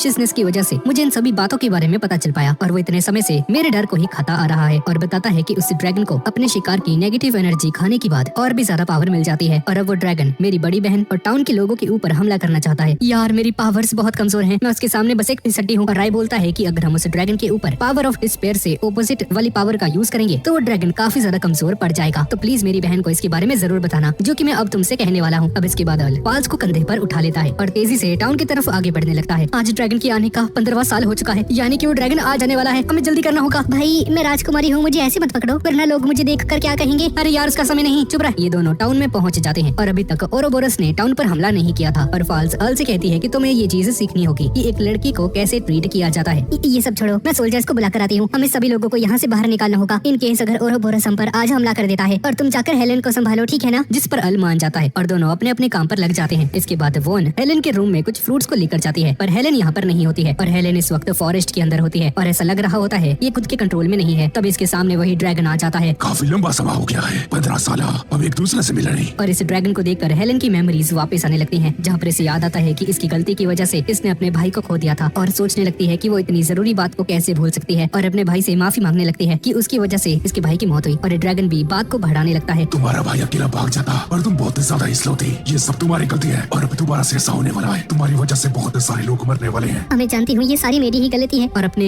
उस नाइफ को अपने गले पर रख देती है और बोलती है कि प्लीज मेरी लाइफ लेने के बाद यहाँ से चले जाना ड्रैगन। और हेलेन के इसी डर और निराशा की वजह से ड्रैगन को और भी ज्यादा ताकत मिलती जाती है और भी ज्यादा स्ट्रॉन्ग बनता जा रहा है। चाहे तुम मरो या जिंदा रहो मुझे कोई फर्क नहीं पड़ता, पर मैं सिटी के लोगों को मार कर ही रहूंगा। और इस तरह वो फाल्स ने सभी सोल्जर्स को इकट्ठा कर दिया है और सभी रेजिडेंट्स को यहाँ से बाहर निकाल दिया है और हेलेन खुद की जान लेने वाली होती है और पूरी तरह से नेगेटिव एनर्जी में जाने ही वाली होती है कि तभी अर्ल यहाँ पर आ जाता है और इसके हाथ को पकड़ लेता है। लगता है मैं सही समय पर आ गया और ड्रैगन काफी ज्यादा गुस्से में अर्ल पर हमला कर देता है और अर्ल काफी ज्यादा दूर जाकर गिरता है पर इसे ज्यादा चोट नहीं आती है क्योंकि इसके पास वो डिफेंसिव रोब होता है। और ड्रैगन कहने लगता है कि तुम इतने ज्यादा खतरनाक हमले के बाद भी जिंदा कैसे हो? आखिर तुम इंसान भी हो क्या? एक ह्यूमन ही होता है, पर मैं एक किसान हूँ। और ऐसा बोलकर ड्रैगन के ऊपर काफी जोर से हमला कर देता है और ड्रैगन काफी दूर जाकर गिरता है और हेलेन के पास आकर कहता है कि मैं तुम्हें यहाँ पर बचाने आया हूँ, चिंता करने की जरूरत नहीं है। तब ये ड्रैगन दोबारा से उठ जाता है और बोलता है कि तुम मुझे चोट पहुंचा सकते हो, इसका मतलब है कि तुम काफी ज्यादा ताकतवर होगे। और अर्ल इस ड्रैगन के स्टैट्स देख कर कहता है कि मुझे इस ड्रैगन के ऊपर और भी हमले करने होंगे इसे हराने के लिए। हेलेन तुम पीछे हट जाओ, तुम्हें चिंता करने की जरूरत नहीं है, मैं तुम्हारी रक्षा करूंगा हेलेन। और अर्ल जाकर इस ड्रैगन से लड़ने लगता है, इसके अटैक्स को डॉज करके इसके मुंह पर एक पंच मारता है, लेकिन ये ड्रैगन कैसे न कैसे करके अर्ल के ऊपर एक फायर अटैक कर देता है जिसकी वजह से दूर जाकर गिरता है। क्या तुम ठीक हो अर्ल? अर्ल खड़ा हो जाता है, तुम एक किसान को नहीं हरा सकते, और दोबारा से इस पर हमला कर देता है पर अर्ल इसे डॉज कर जाता है। पर हेलेन इसे रुकने के लिए कहती है और बोलती है कि मैं नहीं चाहती कि मेरी वजह से आज तुम भी मारे जाओ, नहीं तुम गलत हो। और हेलेन का हाथ पकड़कर इसे अपने साथ लेकर जाने लगता है। ये सब मेरी ही गलती है, 15 साल पहले मेरी वजह से ही मेरे भाई की मौत हुई थी, ये सब मेरी गलती है और मेरी वजह से तुम्हें दोबारा से चोट लग गई। और अर्ल बताता है कि आज मैं तुम्हारे छोटे भाई से मिला हूँ और उसने कहा है कि अगर एक बार तुम्हें तुम्हारी मेमोरीज वापस मिल जाएंगी तो तुम खुद को ही ब्लेम करती रहोगी, इसलिए उसने मुझसे तुम्हें ये बात कहने के लिए कहा है। और उसने कहा था कि अब उसे कोई भी रिग्रेट नहीं है कि उसने अपनी बड़ी बहन की लाइफ बचाई है और अगर तुम सरवाइव कर पाई तो तुम्हारी ये ड्यूटी बनती है कि तुम दूसरों के बिहाफ में भी खुश रहो। प्लीज खुशी खुशी रहना ताकि मैं प्राउडली खुद को कह सकूं कि मैं अपनी बहन को बचा पाया। पर हेलेन को अपने भाई की याद आ जाती है और रोने लगती है और अर्ल बताता है कि मैं तुम्हें यहाँ पर आशा देने आया हूँ, वो उम्मीद देने आया हूँ। मैं जानता हूँ कि सिचुएशन काफी ज्यादा खराब है हेलेन, पर जब तक हम लोग हार नहीं मानेंगे और उम्मीद रखेंगे तब तक हमारे जीतने के चांसेस हैं। और मैं तुमसे इतना चाहता हूँ कि तुम कभी भी गिव अप मत करना। और यही है ओरोबोरोस की सबसे बड़ी वीकनेस। तब ये ड्रैगन दोबारा से आसमान में उड़ जाता है और बोलता है कि तुम ऐसे नहीं बचने वाली हो, तुम्हारी ये होपलेस सिचुएशन इस तरह से चेंज नहीं होने वाली है, तुम चिल्ला क्यों रहे हो, तुम्हारा स्टेटस बहुत तेजी से नीचे आ रहा है। और ये ड्रैगन की स्टेटस काफी ज्यादा कम हो जाती है और ड्रैगन को काफी ज्यादा डैमेज हो रहा होता है। और अर्ल कहने लगता है कि राय ने बिल्कुल सही केस किया था कि तुम लोगों के डर और निराशा पर जीते हो और अब हमें काफी ज्यादा होप मिल चुकी है और अब तुम यहीं पर खत्म हो जाओगे। ड्रैगन काफी ज्यादा गुस्से में आ जाता है और अर्ल पर हमला करने के लिए आगे बढ़ता है। मर जाओ। और अर्ल इसे एक पंच मारता है और ये ड्रैगन नीचे जमीन पर जाकर गिरता है। क्या बात है, लगता है मैं सबसे ज्यादा ताकतवर हो चुका हूँ। और तभी अचानक से हेलेन अर्ल के पास आ जाती है और अपने डैगर को इसके पेट में डाल देती है और अर्ल का काफी ज्यादा खून बहने लगता है और हेलेन एक इविल स्माइल करती है और अर्ल काफी ज्यादा हैरान हो जाता है कि अब ये क्या हुआ और हीलिंग पोशन लेने की कोशिश करता है पर नीचे गिर जाता है। हेलेन दोबारा से इस पर हमला कर देती है और एल बहुत मुश्किल से ही डॉज कर पाता है। एल इससे पूछता है कि ऐसा क्यों कर रही है पर हेलेन इसे खत्म करने के लिए आगे बढ़ जाती है। तभी एक पंख बीच में आ जाता है और होली ड्रैगन मिराज यहाँ पर आ जाता है और रिवील करता है कि हेलेन को एक इविल ड्रैगन ने पोजेस कर लिया है। होली ड्रैगन एल को हील कर देता है और इसे अपनी शक्तियाँ देता है पर इसके कारण कमजोर होकर नीचे गिर जाता है और एल से कहता है कि इसने एल को ब्लैक ड्रैगन को प्यूरिफाई करने और हेलेन को बचाने की ताकत दे दी है। तब ये इविल ड्रैगन हंसने लगता है जो कि अभी हेलेन के अंदर आ चुका है और सोचता है कि एल हेलेन पर हमला नहीं करेगा पर एल इस पर मुक्का मार देता है। ड्रैगन काफी ज्यादा हैरान हो जाता है और एल हेलेन की आंखों में देखता है, तुम्हारी हिम्मत कैसे हुई? और एल इसे बताता है कि मैंने हेलेन की आंखों में देख लिया कि आखिर वो मुझसे क्या कहना चाहती है। और तभी हमें पता चलता है कि अर्ल हेलेन की आवाज को सुन सकता है, जहाँ पर इसे कहती है कि मैं पोजेस हो चुकी हूँ, लेकिन मैं अपने हाथों से और लोगों को चोट नहीं पहुँचाना चाहती हूँ, इसलिए मुझे और ओरोबोरस को मार डालो ताकि ये सारी चीजें खत्म हो जाएं। और अर्ल ऐसा ही करता है, इस पर हमला कर देता है, जिसके बाद अर्ल को लगता है कि हेलेन की बॉडी में से ओरोबोरस चला गया है। क्या तुम ठीक हो? हेलेन खड़ी हो जाती है, लेकिन अचानक से ओरोबोरस बाहर आ जाता है और हेलेन की बॉडी में से निकलकर इस बार अर्ल की बॉडी को पोजेस करने लगता है। और ओरोबोरस मिराज से कहने लगता है कि मैं जीत चुका हूँ, अब मेरे प्लान को कोई भी तबाह नहीं कर सकता है। पर तभी ये देखता है कि अचानक से एक अजीब सी चीज होने लगती है। जैसे ही ओरोबोरस ड्रैगन अर्ल के माइंड को पढ़ता है तो देखता है कि इसका माइंड तो पूरी तरह से ब्लैंक है। इसके दिमाग में बस इसका फील्ड ही चल रहा है, मूली गाजर गोभी बैंगन, बस यही सब है इसके दिमाग में, जिसकी वजह से ओरोबोरस ड्रैगन अर्ल को पोजेस नहीं कर पाता है और अर्ल की बॉडी में से बाहर आ जाता है और हैरान होकर कहता है कि आखिर ये हुआ क्या? इस लड़के ने मेरी पोजेशन को भी रोक लिया और मुझे अपनी बॉडी में से बाहर भी निकाल दिया। तभी अचानक से मिराज ड्रैगन खड़ा हो जाता है और ओरोबोरस से कहता है कि तुम हार चुके हो और अपनी पावर्स का यूज करता है, जिसकी वजह से ये हेलेन के ऊपर से ओरोबोरस की पोजीशन को हटा देता है और इस ओरोबोरस को डैमेज होने लगता है और यहाँ से गायब होना शुरू हो जाता है। और अब मिराज ड्रैगन अर्ल का शुक्रिया अदा करता है और यहाँ से पूरी तरह से गायब हो जाता है, जिसके बाद सब कुछ नॉर्मल हो जाता है और पूरे टाउन के ऊपर से काले बादल गायब हो जाते हैं। इसके बाद शाम हो जाती है, जहाँ पर अर्ल गिल्ड के ट्रीटमेंट रूम में होता है और इसे होश आ जाता है और उठकर देखता है कि फाल्स और हेलेन इसके सामने ही खड़े होते हैं, जो कि इससे पूछते हैं कि क्या तुम ठीक हो क्या?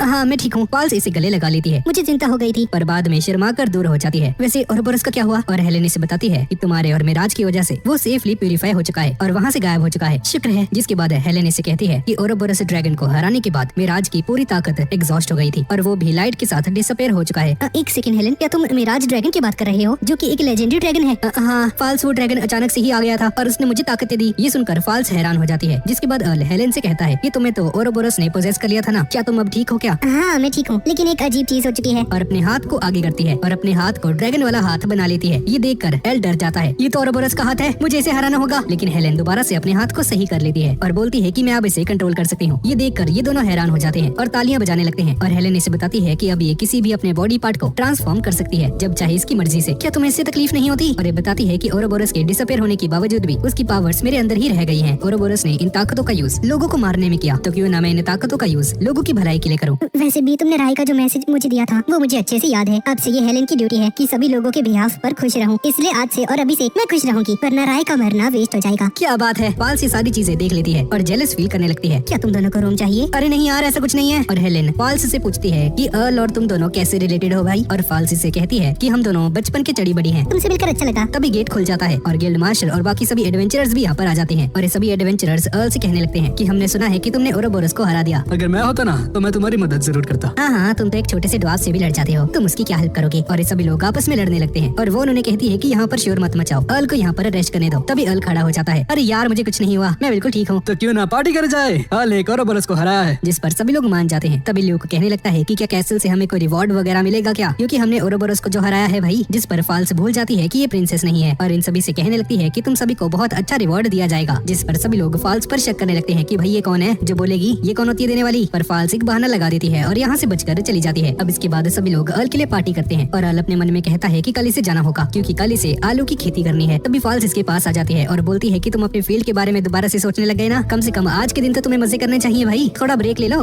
हाँ तुम सही कह रही हो, तुम्हारा शुक्रिया। और फाल्स इसे कहने लगती है कि जब मैं कैसल के वॉल के ऊपर खड़ी थी तो मैं ओरोबोरस के साथ लड़ने के लिए तैयार हो गई थी, लेकिन मुझे पता था कि मैं उसके सामने बहुत ज्यादा कमजोर हूँ। लेकिन जब मुझे याद आया कि उस ड्रैगन से तुम फाइट कर रहे हो तो मुझे कोई भी चिंता नहीं हुई। तभी इन दोनों को आवाज आने लगती है और देखती है कि हेलेन बाकी के एडवेंचरर्स को अपनी ताकत दिखा रही होती है। अब अगली सुबह अर्ल अपनी फील्ड में वापस आ जाता है। टेस्ट अब इसके साथ होता है और इसकी हेल्प करता है। वैसे क्या तुम्हें मुश्किल नहीं होती क्या रॉयल कैपिटल की फील्ड के ऊपर और विलेज ऑफ सेल्स की फील्ड पर भी एक साथ काम करने में? अरे नहीं यार, मुझे तो मजा आता है, चाहे मैं कहीं पर भी गार्डनिंग करूं। तभी अर्ल के लिए एक लेटर आ जाता है और इस पोस्टमैन से पूछता है कि तुम्हें कैसे पता चला कि आज मैं यहाँ पर होऊंगा भाई। जिस पर ये पोस्टमैन कहता है मैं एक प्रोफेशनल पोस्टमैन हूँ, मैं एक प्रो हूँ, और ऐसा बोलकर यहाँ से तेजी से चला जाता है। भाई नमुन्ना ये बंदा एल इस लेटर को पढ़ने लगता है और इसे पता चलता है कि लेटर इसके डैड ने इसे भेजा है और एक इमरजेंसी बात है। अर्ल इसे पढ़ता है और इसमें लिखा होता है कि हमने सुना कि तुम रॉयल कैपिटल के अंदर पहुंच चुके हो बेटा। जब हमने तुमसे आने के लिए कहा था तब तुमने मना कर दिया था, तो अचानक से तुम्हारा मूड कैसे बदल गया? क्या तेरी कोई बंदी बन गई है क्या? लिविन में रह रहा है? ये सुनकर अर्ल हंसने लगता है। अरे यार डैड भी कितने मजाकिया हैं, ऐसा कभी नहीं हो सकता। और आगे लिखा होता है कि क्या तुम हमसे मिलने आ सकते हो क्या? आने का खर्चा इस लेटर के साथ अटैच्ड है, प्लीज उसका यूज करके हमारे साथ मिलने आओ। लगता है तुम्हारे पिता तुम्हें याद कर रहे हैं। वैसे तुम्हें कितना समय हो गया उनसे मिले हुए? अर्ल काउंट करने की कोशिश करता है कि कितने सालों से घर नहीं गया है, पर काउंट नहीं कर पाता। इससे काफी लंबा समय हो चुका है। तो तुम्हें जाना चाहिए अपने पिता से मिलकर। पर यार अभी भी गिल्ड की काफी ज्यादा क्वेस्ट बची हुई है, मैं इन सभी को पूरा करके वापस जाऊंगा फिर ना। अब अगले सीन में एल टाउन के अंदर एक शॉप पर जाता है और यहाँ से एक टमाटर खरीदता है। भाई साहब ये तो परफेक्ट है भाई, ये कहाँ से बना है? मुझे इसका कल्टीवेशन प्रोसेस जानना है। और शॉपकीपर इसे बताता है कि ये टमाटर बड़े मजेदार लुरुगुस में प्रोड्यूस किए गए हैं, क्योंकि वहाँ का फर्टिलाइजर काफी ज्यादा बढ़िया है, इसलिए काफी ज्यादा डिलीशियस बनते हैं। तभी शॉपकीपर देखता है कि अर्ल तो यहाँ से गायब हो चुका है और तेजी से एडवेंचरर्स गिल्ड में पहुँच जाता है और हेलेन से कहता है कि मुझे परमिशन चाहिए ताकि मैं अपने घर जा सकूँ। ये सुनकर हेलेन घबरा जाती है। एक सेकंड, क्या तुम गिल्ड को क्विट करने वाले हो? अरे नहीं, ऐसा नहीं है। दरअसल मेरे घर वाले लुरुगुस में माइग्रेट हो चुके हैं और मैंने सुना है कि लुरुगुस का फर्टिलाइजर भी काफी ज्यादा अच्छा है और मैं उसे खरीदना चाहता हूँ और इसी बहाने मैं अपने पेरेंट्स से भी मिल लूंगा, क्योंकि मैं उनसे काफी सालों से नहीं मिला हूँ। बस लवारिश की तरह बाहर घूमता रहता हूँ। तो क्या तुम मेरी प्लीज सारी क्वेस्ट को किसी और एडवेंचरर को दे दोगी क्या प्लीज? ठीक है, कोई बात नहीं, मैं तुम्हारी इस क्वेस्ट को पूरा कर दूंगी। क्या तुम क्यों करोगे भाई? इसमें तो मॉन्स्टर्स को मारना है। और हेलेन इसे बताती है कि तुम चिंता मत करो, मैं रिसेप्शनिस्ट की ड्यूटी के साथ साथ हफ्ते में 1-2 क्वेस्ट पूरे कर लेती हूँ। और अब हेलेन F रैंक की एडवेंचरर बन चुकी है। भाई साहब ये कब हुआ भाई? तुम तो बहुत कमजोर थी, तुम इतनी ताकतवर कब से हो गई? हाँ, दरअसल जब से मैंने ओरोबोरस की ताकतों को कंट्रोल करना सीखा है तब से मॉन्स्टर्स को मारने में कुछ ज्यादा ही मजा आने लगा है। इसलिए अल्कोन तुम जा सकते हो, जाओ अपने घर जाओ। जिसके बाद अल गिल्ड से बाहर चला जाता है। बाहर इसे फॉल्स मिलती है और इससे पूछती है कि क्या तुम क्वेस्ट पर जा रहे हो क्या? मैं अभी तुम्हारे साथ चलती हूँ। भाई से और कोई काम नहीं है क्या? वेली गई की। अरे यार दरअसल हम नहीं जा सकते, मैं अपने पेरेंट्स के घर जा रहा हूँ। तो ठीक है ना, मैं भी तुम्हारे साथ घर चलती हूँ, तुम्हारी पत्नी के रूप में। अरे ओ यहीं पे रह तू, पत्नी बनेगी। जो पर तुम वापस जरूर आओगे ना? अरे हाँ, मेरे सारे खेत वगैरह यहीं पर ही हैं, इसलिए मुझे यहाँ पर वापस आना ही पड़ेगा। मैं जल्द ही वापस आ जाऊंगा। वैसे क्या मैं तुम्हारे साथ चल सकती हूँ? पर आल यहाँ पर फॉल्स की बात को पूरा सुने बगैर ही यहाँ से तेजी से भाग जाता है, इससे पहले कि ये और बकलोली करे। इसके बाद आल जंगल में जा रहा होता है और बोलता है कि ये फर्टिलाइजर खरीदेगा और बड़े मजेदार टमाटर प्रोड्यूस करेगा। तभी अचानक से इसे किसी की आवाज आती है और पीछे मुड़कर देखता है तो एक काफी बड़ा गॉब्लिन यहाँ पर आ जाता है और अपना हाथ आगे करता है। एक सेकंड, दोस्ती का निशान? क्या तुम्हें दोस्ती करनी है क्या? क्या तुम वो करना चाहोगे क्या?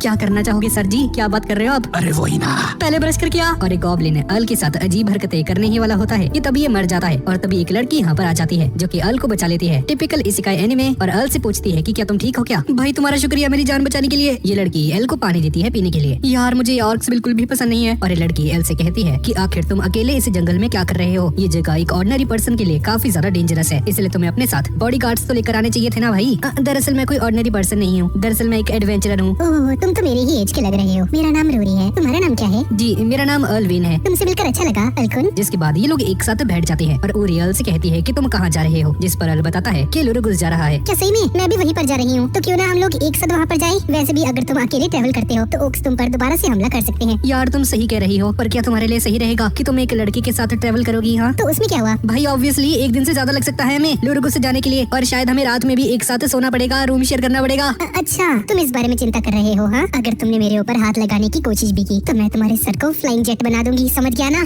भाई ये तो खतरनाक है। अरे मैं मजाक कर रही हूँ, तुम मुझे छू सकते हो। वैसे मुझे नहीं लगता कि तुम छिछोरे होगे जो कि कुड़ियाँ छेड़ता होगा। वैसे शक्ल से लगते हो पर तुम्हारे बिहेवियर से नहीं। वैसे मैं क्यूट नहीं हूँ, इसलिए मुझे चिंता करने की जरूरत नहीं है। भाई तुम कैसी बात कर रही हो? तुम सच में बहुत ज्यादा क्यूट हो, मेरी एक्स से भी ज्यादा। क्या सच में? मुझे पता है तुम मजाक कर रहे हो, पर मुझे खुशी हुई कि तुमने मुझे क्यूट कहा। यार मैंने ऐसा तो कुछ भी नहीं कहा इसको, ये तो फालतू में ही चेप हो रही है। और अगर मैं इसे मना कर दूंगा तो इसे लगेगा कि मैं इसके साथ फ्लर्ट कर रहा हूँ। हो सकता है मुझ पर गुस्सा हो जाए और मुझे जान से ही मार डाले। ये सोचकर एल घबरा जाता है और रोरी इसे कहती है कि हमें जल्द से जल्द यहाँ से निकल जाना चाहिए, वरना वो ऑर्क दोबारा से वापस आ जाएंगे। और ये दोनों मिलकर लुरुगुस जाने लगते हैं। चलते चलते शाम हो जाती है और एल कहता है कि मुझे ऐसा लग रहा है कि किसी भी मोमेंट पर कोई भी मैजिकल बीस्ट हम पर हमला कर सकता है। तभी अचानक से इन्हें कुछ चीज सेंस होती है। दोनों अलर्ट हो जाते हैं। एक आदमी ऊपर से कूदता है और इनकी तरफ आगे बढ़ता है। रोरी अपनी स्वॉर्ड निकाल कर तैयार हो जाती है पर अर्ल इसे रोक देता है। एक सेकंड, इस पर हमला मत करना। अरे बंदा रिक्स होता है भाई, ये क्या है? ये कैसे एंट्री है? ये अर्ल के लिए एक लेटर लेकर आया है। क्या मैं इस बंदी को मार दूं? अरे नहीं, डाकिया डाक लाया, ये डाकिया है भाई, इसे मत मार। भाई तो फुद्दू है क्या? ऐसे उड़ के आ रहा है, तुम यहाँ पर कर क्या रहे हो? अरे ये तो मेरी जॉब है यार। और इस लेटर को इसे दे देता है जो कि इसकी मॉम ने इसे दिया था। और लेटर देने के बाद रिक्स यहाँ से चला जाता है। क्या ये कोई इमरजेंसी लेटर है? अरे नहीं यार। और अर्ल अपने सारे लेटर्स को निकाल कर दिखाता है जो कि आज तक इसे अपनी मॉम से रिसीव हुए हैं और बोलता है कि मैं सोच रहा हूँ कि जाकर मैं अपने पेरेंट्स से एक बार मिल ही आता हूँ और इसी वजह से मैं लुरुगुस भी जा रहा हूँ क्योंकि मेरे घर वाले वहीं पर रहते हैं। अर्ल उन सभी लेटर्स को उठा लेता है लेकिन एक लेटर नीचे जमीन पर गिर जाता है और रोरी से कहता है कि इसका ऑब्जेक्टिव है लुरुगुस से एक फर्टिलाइजर खरीदना। क्या फर्टिलाइजर? जिस पर अर्ल इसे बताने लगता है कि टमाटर बड़े मजेदार बनाने के लिए मुझे फर्टिलाइजर की जरूरत है जिसकी क्वालिटी काफी ज्यादा अच्छी हो। और खेती बाड़ी के बारे में इसे बताने लगता है पर इसे कुछ भी समझ में नहीं आता और सारी बातें इसके सर से ऊपर से चली जाती हैं। अरे छोड़ो यार, वैसे तुम्हारी फैमिली कहाँ पर है? तुम भी तो अकेले ही जंगलों में घूम रही हो किसी आवारा की तरह, उन्हें भी तो तुम्हारी चिंता हो रही होगी। नहीं ऐसा नहीं है, किसी को मेरी चिंता नहीं। अच्छा ऐसा है हाँ। और रोरी एक बहुत बड़े टेंट को बाहर निकालने लगती है और ये देखकर एल हैरान हो जाता है कि इतने छोटे से बैग में से इतना बड़ा टेंट बाहर कैसे आ सकता है। मुझे नहीं पता, पर जितना दिखता है उससे ज्यादा स्टोरेज है इस बैग में, डोरेमोन की पॉकेट की तरह। और देखते ही देखते रोरी इसमें से बहुत सारा सामान बाहर निकाल देती है और एल इससे पूछता है कि आखिर तुम्हें ये पॉकेट कहाँ से मिली भाई, डोरेमोन की पॉकेट? और रोरी इसे बताती है कि इसे इसके पूर्वजों से मिली है। एक सेकंड, तुम्हारे एंसेस्टर्स? हाँ, तो तुम्हारे पूर्वज कौन है? और जैसे ही रोरी इसे बताने वाली होती है एल के पेट में से गुड़गुड़ की आवाज आती है। चलो ठीक है, पहले खाना खा लेते हैं, है ना? तुम्हें भूख लगी होगी। रात हो जाती है। रोरी ने स्पेशल खाना बनाया है। और खाते हुए अर्ल इससे पूछता है कि तुम लुरुगुस में जा क्यों रहे हो, और रोरी बताती है कि यहाँ पर ट्रेनिंग करने के लिए आई है और इसने एक र्यूमर भी सुना हुआ है एक मर्चेंट से लुरुगुस के बारे में। हाल फिलहाल में बहुत सारी घटनाएं घटती जा रही हैं लुरुगुस में, और उस एक्सीडेंट के विक्टिम से कह रहे हैं कि उन लोगों ने डीमंस को देखा है। क्या डीमंस? क्या तुम उनकी लोकेशन और डिटेल्स मुझे दे सकती हो क्या? नहीं, मैं ऐसा नहीं कर सकती, क्योंकि जो भी डीमंस को देख लेता है वो उन्हें याद ही नहीं कर पाता है, और अगर ये सिर्फ एक र्यूमर है तो गिल्ड इसके बारे में कुछ नहीं कर सकता है, इसलिए मुझे ही कुछ करना होगा इस केस को सॉल्व करने के लिए। पर ये तो काफी डेंजरस है यार, तुम ये सब क्यों करोगी? दरअसल मैं एक हीरो की डिसेंडेंट हूँ। क्या हीरो? क्या तुम उस हीरो की बात कर रही हो क्या जिसने डीमन किंग को हराया था? हाँ, तुमने सही कहा। और एल को विश्वास नहीं होता है कि ये रैंडमली एक हीरो के डिसेंडेंट से मिल चुका है, और रोरी बोलती है कि इसलिए ये सारा काम इसे अकेले ही करना होगा। ये इस केस को अपने एंसेस्टर की दी हुई पावर की मदद से ठीक कर देगी, क्योंकि ये उसका कर्तव्य है। और एल बोलता है कि क्या तुम ये कर सकती हो क्या, क्योंकि भले ही तुम एक हीरो की डिसेंडेंट हो पर आखिरकार तुम हो तो एक लड़की ही ना, तो अगर तुम्हें कुछ हो गया तो। एल की बात सुनने के बाद रोरी हैरान हो जाती है और कुछ बोलती नहीं है। तुम्हें क्या हो गया भाई? माफ करना, ये ऐसा पहली बार हो रहा है कि किसी ने मेरे बारे में चिंता की है। ये सुनकर एल घबरा जाता है और इससे माफी मांगने लगता है और बोलता है कि अगर तुम्हें बुरा लगा तो मैं माफी चाहता हूँ। जिसके बाद रोरी खड़ी हो जाती है। सोने का समय हो चुका है। इसके बाद एल अपने कारपेट को निकालकर यहीं पर बिछा देता है। क्या तुम यहीं पर सोने वाले हो क्या, जमीन पर ही? अरे हाँ यार, क्योंकि हम लोग एक साथ तो नहीं सो सकते हैं ना, मुझे ये सब चीजें पसंद नहीं है। ठीक है, मैं समझती हूँ, पर अगर तुम जमीन पर सोते हो तो सुबह उठकर तुम्हारी गर्दन में काफी ज्यादा दर्द होगा, इसलिए तुम टेंट के अंदर मेरे साथ सो सकते हो एल, क्योंकि मुझे तुम पर भरोसा है कि तुम छिछोरे नहीं हो। नहीं यार, तुम मुझ पर कुछ ज्यादा ही भरोसा कर रही हो। नहीं, मैं बस गो विद द फ्लो हो रही हूँ, मुझे तुम पर भरोसा है। और ऐसा बोलकर जाने लगती है और बोलती है कि अगर तुम ऐसे बाहर सोते हो तो ऑक्स तुम पर हमला कर सकते हैं। ये सुनकर एल घबरा जाता है और जाकर टेंट के अंदर सोने लगता है। अब टेंट के अंदर आने के बाद रोरी एल से कहती है कि तुम यहाँ पर सो सकते हो। एक सेकंड पहले से यहाँ पर 2 बेड कैसे है भाई? तुम्हारी प्लानिंग है क्या? ट्रैवल करते वक्त मैं हमेशा से ये सोचती थी कि मैं किसी के साथ बात कर पाऊँ जब तक मैं सो न जाऊँ। और एल भी इसके लिए मान जाता है, जिसके बाद दोनों सोने लगते हैं और रोरी सो जाती है। अच्छा, तो तुम काफी जल्दी सो गई। हाँ ठीक है, गुड नाइट। एल भी सोने लगता है, जिसके बाद रोरी नींद में ही एल के वहाँ पर जोर जोर से लाते मारना शुरू कर देती है और काफी बार इस पर लाते मारती है। अगली सुबह दोनों लुरुगुस में पहुँच जाते हैं और एल की हालत खराब हो चुकी है, इसके पट्टी वट्टी लग चुकी है। अरे ये क्या, तुम्हें ये चोट कैसे लगी? तूने तो किया ये, चल छोड़ो इस बात को। वैसे क्या तुम लुरुगुस में पहली बार आ रहे हो? हाँ, मैं हमेशा विलेज के अंदर ही रहता था और अपनी सब्जियां बेचने के लिए रॉयल कैपिटल में जाता था। क्या तुम एक फार्मर हो क्या, और साथ में एक एडवेंचरर भी हो? दरअसल मैं अभी एडवेंचरर हाल ही में बना हूँ, उससे पहले मैं एक किसान ही था। तुम्हें कोई बॉडीगार्ड हायर कर लेना चाहिए, क्योंकि तुम अभी अनाड़ी हो। इसके बाद ये लोग टाउन में आ जाते हैं और अलग अलग रास्ते पर जाने लगते हैं और बोलती है कि ये जर्नी काफी ज्यादा छोटी थी, तुम्हारे साथ बात कर मुझे काफी ज्यादा मजा आया। और रोरी थोड़ी सी परेशान हो जाती है और अर्ली से कहता है कि क्या तुम थोड़े दिनों के लिए मेरी बॉडीगार्ड बन सकती हो क्या, क्योंकि मैं थोड़े समय तक यहीं पर रहने वाला हूँ, उसके बाद मैं वापस चले जाऊंगा और जब तुम्हारी इन्वेस्टिगेशन पूरी हो जाएगी तो तुम मुझे कैपिटल तक गार्ड करके वहाँ पर पहुँचा देना। रोरी ये सुनकर खुश हो जाती है, जिसके बाद अर्ल के लिए अपने मैप के अंदर अर्ल के होटल की लोकेशन नोट कर देती है और इसे मैप पकड़ा कर यहाँ से चली जाती है। तो ठीक है, अब समय आ चुका है मेरे घर वालों से मिलने का। जिसके बाद रोरी एक आंटी के पास जाती है और उन डीमंस के रूमर्स के बारे में पूछने लगती है, पर इस आंटी को कुछ भी नहीं पता होता है, बिल्कुल रेखा गुप्ता की तरह। अब रोरी को कोई भी इन्फॉर्मेशन नहीं मिलती है। तो क्या इसका मतलब है कि उस मर्चेंट ने मुझसे झूठ कहा था क्या इस रूमर के बारे में? तभी इसे अपनी मेमोरीज याद आने लगती हैं, जहाँ पर कुछ लोग इसे लूजर कहकर पुकार रहे थे और बोलते हैं कि आखिरकार तुम खुद को एक हीरो के डिसेंडेंट कैसे पुकार सकती हो। रोरी इस मेमोरी को इग्नोर कर देती है और कहती है कि नहीं, मुझे अपनी इन्वेस्टिगेशन पर ध्यान देना होगा। और इसे किसी लड़की के चिल्लाने की आवाज आती है और वहाँ पर जाकर देखती है कि एक लड़की इसे बताती है कि एक डीमन इसकी छोटी बहन को अबडक्ट करके चला गया है। क्या वो डीमंस के रूमर्स सच है क्या? वो डीमन कहाँ गया है? और ये लड़की बताती है कि वो इस तरफ गया है, फॉरेस्ट ऑफ इल्यूशंस की तरफ। चिंता मत करो, सब मुझ पर छोड़ दो। और रोरी वहाँ पर चली जाती है और हम यहाँ पर एक आदमी को देखते हैं जो कि पेड़ के पीछे खड़ा होकर रोरी को ही देख रहा होता है। अब अगले सीन में एल अपने घर पर पहुँच जाता है और नॉक करता है। तभी अचानक से गेट खुल जाता है और कोई अर्ल पर हमला कर देता है और अर्ल को पूरे टाउन के अंदर घुमा देता है। और ये अर्ल की मॉम होती है जो कि अर्ल को कसकर पकड़ लेती है और इसकी मॉम कुकिंग, लॉन्ड्री और बाकी सभी घर के काम संभाल सकती है। और इनकी पर्सनैलिटी काफी ज्यादा एनर्जेटिक है और बहुत ज्यादा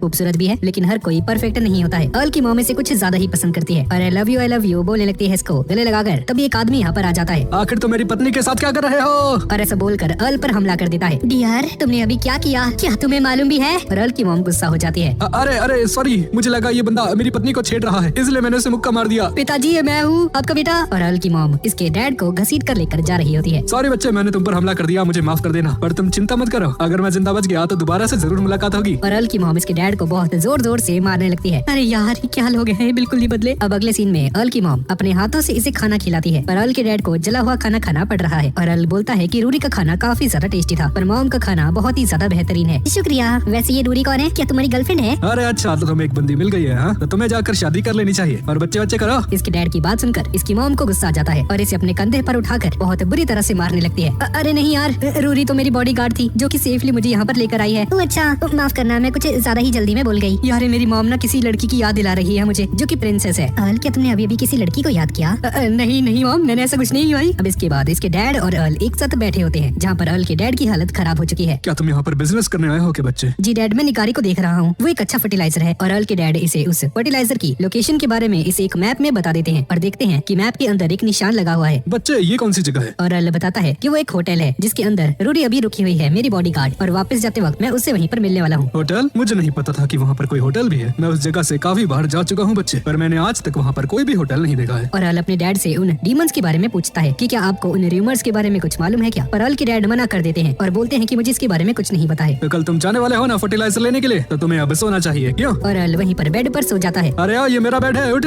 सॉरी डैड, मैं अपने रूम में नहीं सो सकता, मेरी मॉम वहाँ पर है, ऐसा बोलकर अर्ल सो जाता है। अरे ओ, जाग जाए, मेरे बेड पे सो गया भाई, नीचे ठंडा फर्श पे, मैं कैसे सोऊंगा? अब सुबह हो जाती है और अर्ल फर्टिलाइजर को लेकर यहाँ से जाने लगता है और सोचता है कि अब इसे रूडी से मिलना चाहिए उसके होटल में जाकर। पर तभी सामने देखता है कि कुछ लोग झुंड बनाकर खड़े हुए हैं। अर्ल वहाँ पर जाता है और एक बंदा इससे कहता है कि मुझ पर डीमंस ने हमला कर दिया था और वो डीमंस एक लाइट ब्लू हेयर कलर वाली लड़की के साथ लड़ रहे हैं। मैं किसी तरह से मैनेज कर पाया वहाँ से एस्केप करने में। लाइट ब्लू कलर के बाल, वो तो रूडी है, वो कहाँ पर है? हाँ, दरअसल वो भी फॉरेस्ट ऑफ इल्यूजन में है। और अर्ल उसी तरफ आगे बढ़ने लगता है रूडी की जान बचाने के लिए। तब ये बंदा हंसने लगता है और एक चुटकी बजाता है और यहाँ पर खड़े सभी लोग और जितनी भी बिल्डिंग्स होती हैं वो यहाँ से गायब हो जाती हैं। अर्ल रूडी को ढूंढने के लिए फॉरेस्ट में पहुंच जाता है, जहाँ पर ये देखता है कि एक क्रीचर एक लड़की पर हमला कर रहा है, पर अर्ल इसकी जान ले लेता है। अर्ल को फील ही नहीं होता है कि उसने उस क्रीचर को टच भी किया है और ये लड़की इसे गले से लगा लेती है। तुम तो काफी ज्यादा स्ट्रॉन्ग हो। और तभी ये लड़की उसी क्रीचर में बदल जाती है दोबारा से और अर्ल को खाने लगती है। तभी रूरी यहाँ पर आ जाती है और इस क्रीचर को मार देती है। और रूरी अर्ल को बताती है कि वो लड़की ही वो क्रीचर थी, बस उसने एक इंसानी रूप ले लिया था। तो क्या तुम इतनी देर से अकेले ही उन सभी से लड़ रही थी क्या? हाँ, क्योंकि यही मेरा कर्तव्य है। और तभी वो बंदा तालियां बजाते हुए यहाँ पर आ जाता है और कहता है कि क्या बात है, बहुत ही खूब। और रूरी बताती है कि यही वो मर्चेंट है जिसने मुझे उस र्यूमर के बारे में बताया था कि यहाँ पर डीमंस ने हमला कर दिया है इस टाउन में। अरे तुम तो वही हो जिसने मुझे रूरी के बारे में बताया था। तुम मेरे जाल में फंस चुके हो। तुम जैसा एक बेवकूफ इंसान आखिर किसकी जान बचा सकता है? तुम हीरोज के नाम पर एक धब्बा हो। और हमें पता चलता है कि इसी बंदे ने इल्यूशंस का यूज करके रूरी और अर्ल को यहाँ पर फंसा दिया है। ये बंदा अपना नाम बताता है, मेरा नाम लोकी डायवा है, और इसकी आंखों को देखकर हम समझ ही सकते हैं कि ये बंदा एक डीमन है। तुम्हें तो मुझसे काम है ना, तुमने अर्ल को इसमें इन्वॉल्व क्यों कर दिया? जिस पर लोकी इसे कहता है कि ऐसा नहीं है, अर्ल काफी ज्यादा इंपॉर्टेंट है क्योंकि इसने अकेले ही डीमन किंग के आर्मी के जनरल और ड्रैगन ओरोबोरस को हराया था। अच्छा, तो तुम उनके दोस्त हो क्या? क्या तुम उनका बदला लेने आए हो? तुम मुझे उन बेकार लोगों से कंपेयर मत करो, मैं उनसे ज्यादा ताकतवर हूँ, मैं उनका बदला लेने नहीं आया हूँ। तब रूरी लोकी पर हमला कर देती है, पर लोकी इसके अटैक को डॉज कर जाता है और इसी के ऊपर एक जोरदार हमला कर देता है और रूरी नीचे जमीन पर जाकर गिर जाती है। ये देखकर एल जल्दी से हीलिंग पोर्शन का यूज करता है रूरी पर। तभी लोकी ये सब देखकर कहता है, अच्छा तो तुम हीलिंग मैजिक का भी यूज कर सकते हो? हाँ, लगता है मुझसे गलती हो गई, मुझे रूरी की जगह सबसे पहले तुम पर हमला करना चाहिए था। माफ करना, ये मेरी गलती है। रूरी, इसमें तुम्हारी कोई गलती नहीं है, सबसे पहले हमें यहाँ से दूर भागना होगा। मैं इस लड़के से नहीं लड़ सकती हूँ, प्लीज अपना ख्याल रखना। अर्ल खड़ा हो जाता है, तुम चिंता मत करो, मैं पंजाब का गबरू जवान फार्मर हूँ, मुझे कुछ नहीं होने वाला। और लोकी पर हमला करने के लिए आगे बढ़ता है, पर इसके अटैक को लोकी बहुत इजीली डॉज कर जाता है और इसके हाथ को पकड़कर इसे पीछे फेंक देता है। अर्ल एक पेड़ का सहारा लेकर दोबारा से इस पर मुक्का मारने के लिए आगे बढ़ता है, पर लोकी इसके अटैक को डॉज कर जाता है और इस पर डार्क मैजिक का यूज करता है, जिसकी वजह से यहाँ पर एक धमाका हो जाता है और अर्ल नीचे जमीन के अंदर धंस जाता है, पर दोबारा से खड़ा होकर इस पर एक पंच मारता है, मर जाओ। और ऐसा बोलकर लोकी एल पर एक पंच मार देता है, जिसकी वजह से एल दूर जाकर गिरता है। इसके बाद लोकी अर्ल के पास जाता है, तुम अपने नंगे हाथों से भी काफी ज्यादा स्ट्रॉन्ग हो। और तभी लोकी की चोट भी ठीक होना शुरू हो जाती है। अर्ल भी अपने आप को हील करके वापस से खड़ा हो जाता है और लोकी से कहता है कि तुमने कहा था कि मैं तुम्हारे लिए इम्पोर्टेंट हूँ, मुझे उसका मतलब जानना है। और लोकी बताता है कि ये उन लोगों को एलिमिनेट कर रहा है जो कि इसके प्लान के बीच में आ सकते हैं। मैं सिर्फ तुम्हें या रूरी को टारगेट नहीं कर रहा हूँ, मैं हेलन को भी टारगेट कर रहा हूँ क्योंकि उसके पास ओरोबोरस की ताकत आ चुकी है। जिसके बारे में बताता है कि रूरी जो कि एक हीरो है, इसके पास गुड गॉड की ताकत है और डीमन किंग के पास इविल गॉड की ताकत है, इसलिए रूरी मेरी टारगेट है। इविल गॉड की पावर वो तो वीक हो जानी चाहिए थी ना डीमन किंग के हारने के बाद।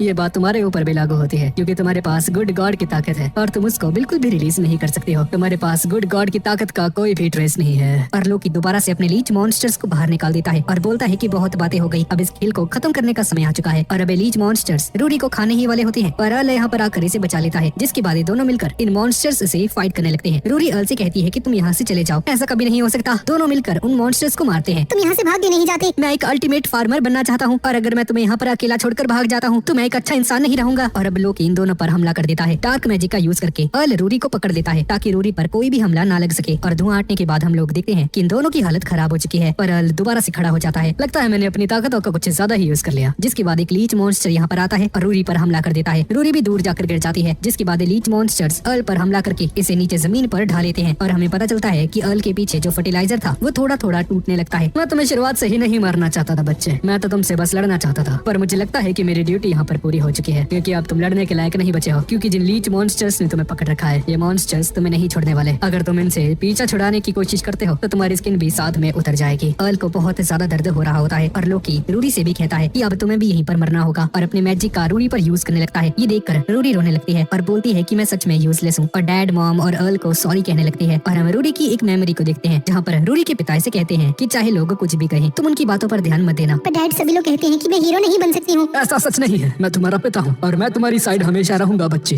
और तुम्हें एक ना एक दिन हीरो बनना ही है। अगर तुम्हें हीरो बनना है तो तुम्हें उसे फॉलो करना चाहिए रूरी, और एक दिन तुम हीरो जरूर बनोगी। जी मामा पापा, मैं एक दिन काफी स्ट्रॉन्ग हीरो बनूंगी, मैं वादा करती हूँ। पर रूरी देखती है कि अब इसकी मौत आ चुकी है और अपने माता पिता से माफी मांगती है और बोलती है कि मैंने आप सभी को डिसअपॉइंट किया, मुझे माफ कर देना। और लोकी रूरी से कहता है good bye descendant of the hero, और रूरी भी एक्सेप्ट कर लेती है कि एक अच्छी हीरो कभी नहीं बन पाई। तभी अचानक से जिन मॉन्स्टर्स ने अर्ल को पकड़ रखा था ये अचानक से सूखने लगते हैं और सूख कर अर्ल को छोड़ देते हैं। दरअसल ये इसके फर्टिलाइजर का काम है जो कि ये टमाटो को प्रोड्यूस करने में लगाने वाला था, और बताता है कि इन फर्टिलाइजर्स के अंदर एक ऐसा पेस्टिसाइड था जो कि लीचेस को मारने में यूजफुल होता है। और अर्ल इससे कहता है कि जब तक मेरे पास से फर्टिलाइजर है तुम्हारे मॉन्स्टर्स किसी भी काम के नहीं है। जैसा कि मैंने उम्मीद की थी एक फार्मर से, पर तुम्हें काफी ज्यादा चोट आ चुकी है, तुम मुझसे लड़ोगे कैसे? तभी एल दौड़ने लगता है, चुप हो जाओ, और लोकी को पंच मारने के लिए आगे बढ़ता है पर लोकी इसके सारे पंचे से डॉज कर जाता है। और एल बोलती है कि तुम इतनी आगे तक क्यों जा रहे हो मेरे लिए, मैं तुम्हें हरा कर रहूंगा और किसी और को चोट नहीं पहुंचाने दूंगा। और रूरी कहने लगती है कि एल सही कह रहा है। तभी से एक मेमोरी याद आती है जहाँ पर कुछ लोग इसकी बेइज्जती कर रहे होते हैं और कहते हैं कि तुम बहुत ज्यादा कमजोर हो, तुम कभी भी एक हीरो नहीं बन सकते हो, तुम्हारे पास तो कोई ताकत भी नहीं है। और रूरी कहने लगती है कि उन लोगों के ताने सुनने के बाद मैंने ये सोच लिया था कि मैं कभी भी एक हीरो नहीं बन सकती हूँ, इसलिए मैंने गिव अप कर दिया था एक हीरो बनने के लिए। पर अब जब मैं अर्ल को देख रही हूँ तो वो बिल्कुल भी गिव अप नहीं कर रहा है और लोकी पर हमले करता जा रहा है। अर्ल मुझे बचाने के लिए काफी ज्यादा मेहनत कर रहा है। एबिलिटी से कोई भी फर्क नहीं पड़ता है, पावर से कोई भी फर्क नहीं पड़ता है, एक हीरो वही होता है जो कि लोगों को बचाने के लिए कभी भी गिव अप नहीं करता है। लोकी इनसे बात कर ही रहा होता है पर तभी रूरी इसके पीछे आकर इसकी कमर के अंदर तलवार घुसा देती है। आज मैं बिल्कुल ठीक हूँ, तुम्हारा शुक्रिया। यह यूजलेस है। ये यूजलेस नहीं है क्योंकि अब मुझे रियलाइज हो चुका है कि भले ही मैं ना जीतूं पर गिव अप करना गलत बात है। और लोकी भी इसकी तलवार से बाहर आ जाता है और रूरी कहने लगती है कि अब मैं गिव अप नहीं करने वाली हूँ, जिसके बाद इसके अंदर से काफी ज्यादा तेज रोशनी बाहर निकलने लगती है। और अब रूरी अपनी तलवार को चार्ज करके लोकी से कहती है कि मरने के लिए तैयार हो जाओ लोकी। तभी लोकी हैरान होकर कहता है ये तो इम्पॉसिबल है, ये तो power of the good God है। जिसके बाद रूरी अपनी हीरो पावर्स का यूज करती है और लोकी के ऊपर काफी जोर से हमला कर देती है। और अब लोकी भी खुद को रीजनरेट नहीं कर पा रहा होता है और यहीं पर खत्म हो जाता है। मैंने कर दिखाया। अर्ल भी रूरी से कहने लगता है कि तुम बहुत ही ज्यादा कमाल की हो रूरी। पर तभी अर्ल बेहोश होकर नीचे जमीन पर गिर जाता है और रूरी को रियलाइज हो जाता है कि इसे अर्ल पसंद है। मुझे तुम पर क्रश है अर्ल। जिसके बाद रात हो जाती है। अर्ल को होश आता है और इसकी गोदी में पड़ा होता है और इसे देखकर शर्मा कर अपना मुंह दूसरी तरफ कर लेती है। भाई साहब कितना अंधेरा हो गया भाई। कल जब तुम सो गए थे तो मैं तुम्हें अपने कंधे पर बिठाकर वापस ले जाना तो चाहती थी पर मुझे वापस जाने का रास्ता नहीं पता। अर्ल खड़ा हो जाता है तो कोई बात नहीं, अब मैं रिकवर कर चुका हूँ तो क्या वापस चले क्या? और लोग जाने लगते हैं। थोड़ी आगे चलने के बाद रूरी को जंगलों में से किसी की आवाज आती है। क्या तुम्हें आवाज नहीं सुनाई दे रही? एक सेकंड, कहीं लोकी वापस तो नहीं आ गया? नहीं एल, मैंने अपनी आंखों से देखा था, मैंने उसे मार दिया था। जिसके बाद ये आवाज दोबारा से आती है और रूरी को लगता है कि यहाँ पर कोई भूत वगैरह है, पर ये आवाज अर्ल की मॉम की होती है। अरे यार मुझे यहाँ से भागना होगा और रूरी को उठाकर यहाँ से भागने लगता है और अर्ल इसे उठाकर जंगलों में काफी दूर आ जाता है। क्या तुम्हें भी भूतों से डर लगता है? भूतों से तो नहीं पर मुझे किसी और से तो डर जरूर लगता है, वो भूतों से भी ज्यादा डरावनी है। और अर्ल यहाँ पर अपनी मॉम की बात कर रहा होता है। अब इसके बाद ये लोग डाउन में आ जाते हैं और इन्हें पता चलता है कि यहाँ पर जो होटल था वो यहाँ से गायब हो चुका है और इन्हें समझ आ जाता है कि वो होटल लोकी ने अपनी इल्यूजन से क्रिएट किया था। कोई बात नहीं, मैं एक दूसरे होटल में रुक जाऊंगी। जिसके बाद अर्ल रूरी से कहता है कि मैं कल कैपिटल के लिए निकलने वाला हूँ एक नया फर्टिलाइजर खरीद कर, तो मैं चाहता हूँ कि तुम कल के लिए मेरी बॉडीगार्ड बनो। रूरी इस पर मान जाती है। अर्ल चलने लगता है और बोलता है कि काश मॉम जल्दी ही घर पर ना पहुँची हो, और बोलता है कि जब ये छोटा हुआ करता था तब वो और टेस्टा अकेले खेला करते थे, पर अकेले खेलते खेलते काफी ज्यादा दूर आ गए थे एक दिन बिना अपने घर वालों को बताए हुए। और इसकी मॉम इसकी चिंता करते हुए इन्हें ढूंढते ढूंढते वहाँ पर आ गई थी। ये लोग अपनी मॉम को देखकर काफी ज्यादा डर गए थे और चुपके से वहाँ पर भागने की कोशिश करने लगते हैं। पर जैसे ही एल अपने घर पहुंचा तो इसे पता चला कि इसकी मॉम तो घर पर ही थी, जिसके बाद इसे बहुत ज्यादा डांट भी पड़ी थी और इसे ऐसा लगता है कि इसकी मॉम टेलीपोर्ट कर सकती है। यार मेरी मॉम को एलियन तो नहीं है ना? एल अपने घर के दरवाजे के सामने खड़ा होता है और देखता है कि इसकी मॉम घर पर ही होती है। मुझे पता था। और ऐसा बोलकर एल दरवाजे को बंद कर देता है। तब ये देखता है कि इसकी मॉम इसके पीछे ही खड़ी हुई है। एल, मुझे तुम्हारी चिंता हो गई थी, तुम कहाँ चले गए थे? और एल जल्दी से अपने रूम के अंदर चला जाता है। अरे यार ये तो मेरा रूम है, उधर क्या कर रहा है? साले मुझे मार पड़ेगी। अरे यार फंस गया। तभी एल की मॉम एल के डैड के पीछे बहुत गुस्से में आ जाती है और इसे किसी कपड़े की तरह धोकर बाहर सूखने के लिए लटका देती है। अब अगली सुबह एल की मॉम इसे रोकती है कि मत जाओ, प्लीज घर छोड़कर मत जाओ। अरे बस करो भाग्यवान, उसकी चिंता मत करो, एल को जाने दो ना। एल के पापा अब तो चुप ही रहिए, दोबारा पिट जाएगा तू। अच्छा ठीक है, मैं चुप हो जाता हूँ। एल क्या तुम रुक नहीं सकते? अब एल के पास कोई और ऑप्शन नहीं होता है और बोलता है कि अगर आप मुझे इसी तरीके से रोकती रहोगी तो मैं आपसे नफरत करने लगूंगा। ये सुनकर एल की मॉम घबरा जाती है। तो मुझे माफ करना। और एल को जाने देती है। एल यहाँ से जाने लगता है और एल की मॉम इससे पूछती है कि क्या तुम बस पूरी जिंदगी एक फार्मर ही बनना चाहते हो क्या? जी हाँ मॉम, तुम उस बात को जाने दे सकते हो, इसे सब मत करो, तुम उसी चीज की वजह से फार्मर बनना चाहते हो, है ना एल? प्लीज एल, तुम अपने मन से उस चीज का बाहर उठा सकते हो। और हमें पता चलता है कि एल जिस रीजन की वजह से फार्मर बना है वो किसी के डेथ की वजह से बना है, पर किसके डेथ की वजह से ये हमें आगे पता चलेगा। अब एल अपनी मॉम से कहता है कि आप चिंता मत कीजिए, मैंने फार्मर का पाथ इसलिए चूज किया है क्योंकि मुझे खेती बाड़ी करना पसंद है और मुझे यही करना है। तुम बहुत ज्यादा दयालु हो बच्चे, ध्यान रखना कोई तुम्हारा फायदा ना उठा ले। ठीक है मॉम, शुक्रिया, मैं ध्यान रखूंगा। और एल अपनी मॉम और अपने पेरेंट्स का शुक्रिया अदा करके यहाँ से चला जाता है। अब फर्टिलाइजर लाने के बाद एल रूरी के साथ कैपिटल में जाने लगता है और रूरी एल से कहती है कि लोकी ने तुम्हें अपना टारगेट बनाया था, तो क्या तुम्हें कोई आइडिया है क्या कि किस वजह से तुम पर हमला कर रहा था? पता नहीं यार, साला पागल था वो, पता नहीं मुझ पर हमला क्यों हो रहा था। वैसे डीमंस तुम पर दोबारा से हमला कर सकते हैं, अगर तुम्हें कोई भी मदद चाहिए हो तो प्लीज मुझे बता देना। रूरी शर्मा जाती है और यहाँ से चली जाती है। अब इसके बाद किंग फाल से कहता है कि क्या तुम श्योर हो क्या? जी मैंने डिसाइड कर लिया है। और किंग रोने लगते हैं और बोलते हैं कि मैं एक किंग और तुम्हारा फादर होने के नाते कुछ भी नहीं कर पा रहा हूँ। प्लीज पिताजी रोइए मत, मैं किसी के काम आ रही हूँ, मैं बस इतना ही चाहती हूँ। इसके बाद हम हेलेन को देखते हैं जो कि रूरी से मिलती है और हेलेन पूछती है कि अर्ल के साथ तुम्हारा क्या रिलेशनशिप है रूरी? और रूरी बताती है कि ये बस इसकी बॉडीगार्ड है और किस्मत के सहारे मिले हैं। और हेलेन अपना हाथ आगे बढ़ाती है और इन दोनों में दोस्ती हो जाती है। दोनों हाथ मिलाते हैं और अर्ल रिलैक्स हो जाता है कि ये दोनों दोस्ती कर पाए, लेकिन ऐसा नहीं होता है। हेलेन रूरी से कहती है कि मैं गिव अप नहीं करने वाली हूँ, अर्ल सिर्फ मेरा है। ये तो मेरी लाइन है, ये तो मुझे कहना चाहिए था। इसके बाद हम एक बच्चे को देखते हैं जो कि अर्ल के फार्म में से एग प्लांट्स को चुरा रहा होता है। तभी अर्ल यहाँ पर आ जाता है और इसे पकड़ कर कहता है कि तुम यहाँ पर क्या कर रहे हो चोर बच्चे, बताओ तेरी मम्मी को। तभी हेलेन और रूरी भी यहाँ पर आ जाते हैं अर्ल की हार्वेस्टिंग में हेल्प करने के लिए। अरे ये बच्चा कौन है? ये देखो, ये चोर बच्चा मेरे एग प्लांट्स चुरा रहा था। बच्चे चोरी करना गलत बात है। मुझे माफ कर देना। साले सॉरी से क्या होगा, ये एग प्लांट्स अभी तक पके नहीं थे और अगर तुमने इन्हें ऐसे ही तोड़ दिया तो इनका टेस्ट अच्छा नहीं आएगा। अर्ल इस पर गुस्सा इसलिए नहीं है कि इसने चोरी करी, बल्कि इसलिए है क्योंकि इसने सब्जियों के पकने से पहले ही इन्हें तोड़ दिया। ये बच्चा इससे सॉरी मांगता है और इसके पेट से गुड़गुड़ की आवाज आने लगती है और अर्ल एक कैबेज को लेकर इसे दे देता है। ये पका हुआ है, तुम इसे खा सकते हो। और ये बच्चा कैबेज को लेकर यहाँ से चला जाता है खुशी खुशी। अर्ल थोड़ा सा उदास हो जाता है और इसकी मेमोरीज में हम एक बच्ची को देखते हैं और ये बच्ची कौन है इसके बारे में हमें आगे पता चलेगा। अब हेलेन अर्ल को बताती है कि किंगडम में बहुत सारे मॉन्स्टर्स हमला कर रहे हैं, जिसकी वजह से बाहर की कंट्री से सामान नहीं आ पा रहा है। और ये सब कुछ तब से हो रहा है जब तुम अपने घर गए थे और प्राइसेस बढ़ने की वजह से कोई भी गरीब खाना अफोर्ड नहीं कर पा रहा है। तभी अचानक से बेल बजती है और इन्हें पता चलता है कि दोबारा से मॉन्स्टर्स आ चुके हैं और सभी सोल्जर्स वहाँ पर जाने लगते हैं और बहुत सारे मॉन्स्टर्स किंगडम पर हमला कर चुके हैं और सभी सोल्जर्स इन्हें रोकने की कोशिश करते हैं। तभी अर्ल भी यहाँ पर आ जाता है और एडवेंचरर्स अर्ल को बताते हैं कि ये मॉन्स्टर्स बहुत ज्यादा वायलेंट है, तो संभल कर रहे। और लीमा कहती है कि ये मॉन्स्टर्स के जो हमले हैं ये कंटिन्यूअसली आते जा रहे हैं, ये लोग खत्म ही नहीं हो रहे हैं। और अर्ल भी नोटिस करता है कि इनकी क्वांटिटी कुछ ज्यादा ही बढ़ चुकी है और हेलेन अपने ओरबोरस की ताकत का यूज करती है और एक बहुत बड़े ड्रैगन को बहुत आसानी से हरा देती है। हेलेन भाई तुम कब से इतनी स्ट्रांग हो गई? रूरी भी एक मॉन्स्टर को हरा देती है और अर्ल भी अपने फार्मिंग टूल का यूज करके काफी सारे मॉन्स्टर्स को हरा देता है और सभी लोग एक साथ मिलकर सभी को हराने लगते हैं। और तभी दूर से इन्हें एक आर्मी दिखाई देती है जो कि इन्हीं की तरफ आ रही होती है और इनके हाथ में दूसरी कंट्री का फ्लैग होता है। उन्हीं में से एक बंदा कहता है, एंटिसबर्ग की किंग के नाम पर मैं तुम्हें कमांड्स देता हूँ, सभी मॉन्स्टर्स यहाँ से चले जाओ, नहीं तो ये सेक्रेड स्वॉर्ड लेविटिन तुम्हें जलाकर राख कर देगी। और ये सभी मॉन्स्टर्स पीछे हटने लगते हैं। हमने मैगिस को बचा लिया। और अर्ल सोच में पड़ जाता है कि एक ऐसी सेक्रेड स्वॉर्ड जो कि मॉन्स्टर्स को रिपेल कर सकती है। हाँ, अब इसके बाद रात हो जाती है और अर्ल अपने घर पर होता है। तभी फॉल्स यहाँ पर आ जाती है और अर्ल से कहने लगती है कि मैं तुम्हें यहाँ पर गुड बाय कहने के लिए आई हूँ। अर्ल पर अर्ल को समझ में नहीं आता कि गुड बाय से इसका क्या मतलब है। भाई कहाँ जा रही है ये? गुड बाय से तुम्हारा क्या मतलब है? और फॉल इसे बताती है कि इसने डिसाइड कर लिया है कि ये मैगिस छोड़कर जा रही है, तो तुम वापस कब आओगी? कभी नहीं, इसलिए ये हमारा लास्ट गुड बाय है। तभी फॉल की मेड यहाँ पर आ जाती है जो कि इसे लेने यहाँ पर आई है। ठीक है अर्ल, अपना ख्याल रखना। अर्ल इसे रोकने की कोशिश करता है पर ये रुकती नहीं है और जाने से पहले अर्ल से कहती है कि हर चीज के लिए तुम्हारा शुक्रिया जो भी तुमने मेरे लिए किया है, और गुड बाय बोलकर यहाँ से चली जाती है। भाई ये हो क्या रहा है? अब सुबह हो जाती है और अर्ल बताता है कि सेक्रेड स्वॉर्ड की वजह से मॉन्स्टर्स वापस से इस किंगडम में कभी नहीं दिखे और ट्रेडिंग वगैरह नॉर्मल हो जाती है, प्राइसेस भी लो हो चुके हैं, पर फॉल वापस नहीं आई है। और इसके बाद हम उसी चोर बच्चे को देखते हैं जो कि अपनी मॉम के साथ आया है। इसकी मॉम अर्ल से माफी मांगती है और अर्ल भी ने माफ कर देता है। भैया आपने जो कैबेज मुझे दी थी वो बहुत ज्यादा टेस्टी थी। अच्छा, मुझे खुशी हुई है जानकर कि तुम्हें मेरी सब्जी पसंद आई। और इसकी मॉम बताती है कि ये टाउन में एक टेलर है और इसे अगर कोई भी जरूरत हो तो इसे बता सकता है। और ये बच्चा कहने लगता है कि मेरी मॉम को बहुत ज्यादा अच्छे कपड़े बनाने आते हैं, क्या मुझे कुछ वेजिटेबल्स मिल सकती हैं? ठीक है, आप पोटैटो लेकर जा सकती हैं। और अर्ल से पोटैटो खरीद कर यहाँ से चले जाते हैं। तभी रिक्स इसके सामने आ जाता है और एक लेटर देता है जो कि इसकी मॉम का था। ये सब कुछ एंटिसबर्ग की सेक्रेड स्वॉर्ड की वजह से हुआ, सब कुछ वापस से नॉर्मल हो गया। इसी वजह से गरीब लोग अब खाना अफोर्ड कर पा रहे हैं। एंटिसबर्ग काफी ज्यादा काइंड कंट्री है कि वो दूसरी कंट्री की मदद करने आए। ये सुनकर रिक्स कहता है, हाँ मुझे इसके बारे में नहीं पता यार। और इसे न्यूज़पेपर का एक एक्स्ट्रा एडिशन दिखाता है और उसे देखकर अर्ल हैरान हो जाता है। और यहाँ पर रूरी अपनी जॉब को पूरा करके गिल्ड में वापस आ जाती है जहाँ पर इसे काफी ज्यादा भूख भी लग रही होती है। और हेलेन इसे कहती है कि क्यों ना हम एक साथ खाना खाएं। रूरी भी इसके लिए मान जाती है और तभी हेलेन इसे न्यूज़पेपर दिखाती है जिसमें लिखा होता है कि प्रिंसेस पॉल की शादी हो रही है और उसका हस्बैंड कोई और नहीं बल्कि एंटिसबर्ग का प्रिंस है। और ये प्रिंस वही है जिसके पास सेक्रेड स्वॉर्ड थी और सभी मॉन्स्टर्स को इनके किंगडम से भगा दिया था। और अब ये दोनों सोचने लगते हैं कि क्या इसी वजह से प्रिंसेस फॉल को इससे शादी तो नहीं करनी पड़ रही ना। मुझे भी शक है क्योंकि मॉन्स्टर्स ह्यूमंस की बातों को तो समझ ही नहीं सकते हैं, तो उन सभी मॉन्स्टर्स ने उस प्रिंस की बात कैसे मान ली? तभी अर्ल यहाँ पर आ जाता है और पूछता है कि क्या तुमने प्रिंसेस को यहाँ पर देखा है क्या? नहीं, मैंने उसे 10 दिनों से नहीं देखा है। मुझे लगा ही था। और न्यूज़पेपर उठाता है। क्या तुमने न्यूज़पेपर पढ़ा? हाँ मैंने पढ़ा यार। और उसी लेटर को बाहर निकाल कर कहता है कि मैं चाहता हूँ कि तुम इस लेटर को पढ़ो। और दोनों अर्ल की मॉम का लेटर पढ़ने लगते हैं जहाँ पर लिखा होता है कि मैंने सुना है कि मॉन्स्टर्स मैगिस के ऊपर बहुत ज्यादा हमला कर रहे रही हैं। इसी वजह से सामान के प्राइसेस बहुत ज्यादा बढ़ने लगे हैं। इसलिए मेरे बेटे अर्ल की हेल्प के लिए मैंने इन्वेस्टिगेशन करना शुरू किया और मुझे कुछ बहुत ही ज्यादा हैरान करने वाली चीजें पता चली हैं। सबसे पहली चीज, जो सीक्रेट स्वॉर्ड है उसके पास कोई भी ताकत नहीं है और वो कोई लेजेंडरी सीक्रेट स्वॉर्ड नहीं है। वो एक आम तलवार है जो कि एक आम ब्लैक स्मिथ ने बनाई है। भाई तुम्हारी मॉम को ये इन्फॉर्मेशन कैसे मिली? एल और अर्ल बताता है कि अर्ल की मॉम शैडो पपेट्स की फॉर्मर कमांडर रह चुकी है, इसलिए उनके लिए ये जानकारी निकालना बहुत ज्यादा आसान है। ये सुनकर ये दोनों हैरान हो जाते हैं कि अर्ल की मॉम शैडो पपेट्स की कमांडर थी। भाई क्या ये शैडो पपेट्स क्या होता है भाई? और ये दोनों अर्ल को बताते हैं कि शैडो पपेट्स वो इंटेलिजेंस यूनिट होती है जो कि कोई भी इंफॉर्मेशन या फिर कोई भी सीक्रेट को बहुत आसानी से निकाल लेती है। यार ये मेरी मॉम कैसी सी है, मिस्ट्री से भरी हुई है। एलन आगे पढ़ती है लेटर को और इसमें लिखा होता है कि ये सभी मॉन्स्टर्स का ग्रुप अकेला एक डीमन समन कर रहा है जिसकी गर्लफ्रेंड को हॉस्टेज बना लिया गया है और वो डीमन ना चाहते हुए भी ये काम करे जा रहा है। ये सुनकर रूडी कहती है कि क्या एंटिसबर्ग उस डीमन का यूज तो नहीं कर रहा मैगिस पर हमला करने के लिए? हाँ, एंटिसबर्ग ने एक कंडीशन रखी थी कि एक ही कंडीशन पर वो मैगिस को बचाएंगे कि प्रिंसेस फॉल उस प्रिंस से शादी कर लेगी। यार मुझे फॉल को बताना होगा और ये दोनों भी एल का साथ देने के लिए मान जाते हैं। पर अब सवाल ये है कि ये एंटिसबर्ग में जाएंगे कैसे, क्योंकि वहाँ पर बहुत ज्यादा हाई सिक्योरिटी है। पर इसकी चिंता मत करो, मेरे पास एक बहुत ही बढ़िया गाइड है और वो गाइड कोई और नहीं बल्कि रिक्स होता है। इसके बाद हम एंटिसबर्ग में देखते हैं जहाँ पर उस प्रिंस का नाम नेडुलस होता है और यहाँ पर डिफरेंट कंट्रीज के किंग यहाँ पर बैठे होते हैं और प्रिंस नेडुलस से कह रहे होते हैं कि हमारी कंट्री को बचाने के लिए तुम्हारा शुक्रिया और हम चाहते हैं कि आप हमारी कंट्री को इसी तरह से प्रोटेक्ट करें। और नेडुलस भी इस रिस्पॉन्सिबिलिटी को ले लेता है इनकी कंट्री को बचाने के लिए और बाकी सभी किंग कहने लगते हैं कि हमारी कंट्री को प्रोटेक्ट कीजिए और हम आपको बहुत सारी चीजें देंगे। और अब सभी के जाने के बाद नेडुलस हंसने लगता है। अरे यार सभी लोग बेवकूफ बनते जा रहे हैं अपनी कंट्री को एक्सपेंड करने के लिए और ज्यादा कंट्रीज पर हमला करो। जाओ गेजल। और हम गेजल नाम के एक बंदे को देखते हैं। ये बंदा गुस्सा हो जाता है और बोलता है कि अब मैं अपने कॉमरेड्स को नहीं भेजने वाला कि वो लोग जाकर ह्यूमंस पर हमला करें। और नेडुलस इसके एक मुक्का मारता है। तुम मना नहीं कर सकते, मैंने एक बार जो कह दिया वो कह दिया, तुम्हें इसको मानना पड़ेगा अगर तुम नहीं चाहते कि तुम्हारी वजह से तुम्हारी बंदी को तकलीफ हो। दरअसल नेडुलस के पास गेजल की गर्लफ्रेंड एज अ हॉस्टेज पड़ी हुई है और ना चाहते हुए भी इसको इसकी बात माननी पड़ती है। तभी फाल यहाँ पर आ जाती है और बोलती है कि तुम अपने ही स्लेव पर हमला कैसे कर सकते हो। इन लोगों को सिखाने के लिए मुझे थोड़ा सख्ती से पेश आना होगा। तभी एक गार्ड यहाँ पर आता है। सारी एक इमरजेंसी है। जो कैरेज शादी के लिए आने वाला था वो अभी तक नहीं आया है और अगर हम उस कैरेज को घोड़ा गाड़ी वाले कार्ड के साथ रिप्लेस कर देते हैं तो प्रॉब्लम सॉल्व हो जाएगी। हाँ तो जल्दी करो, क्वालिटी का ख्याल रखना और जल्दी जाओ।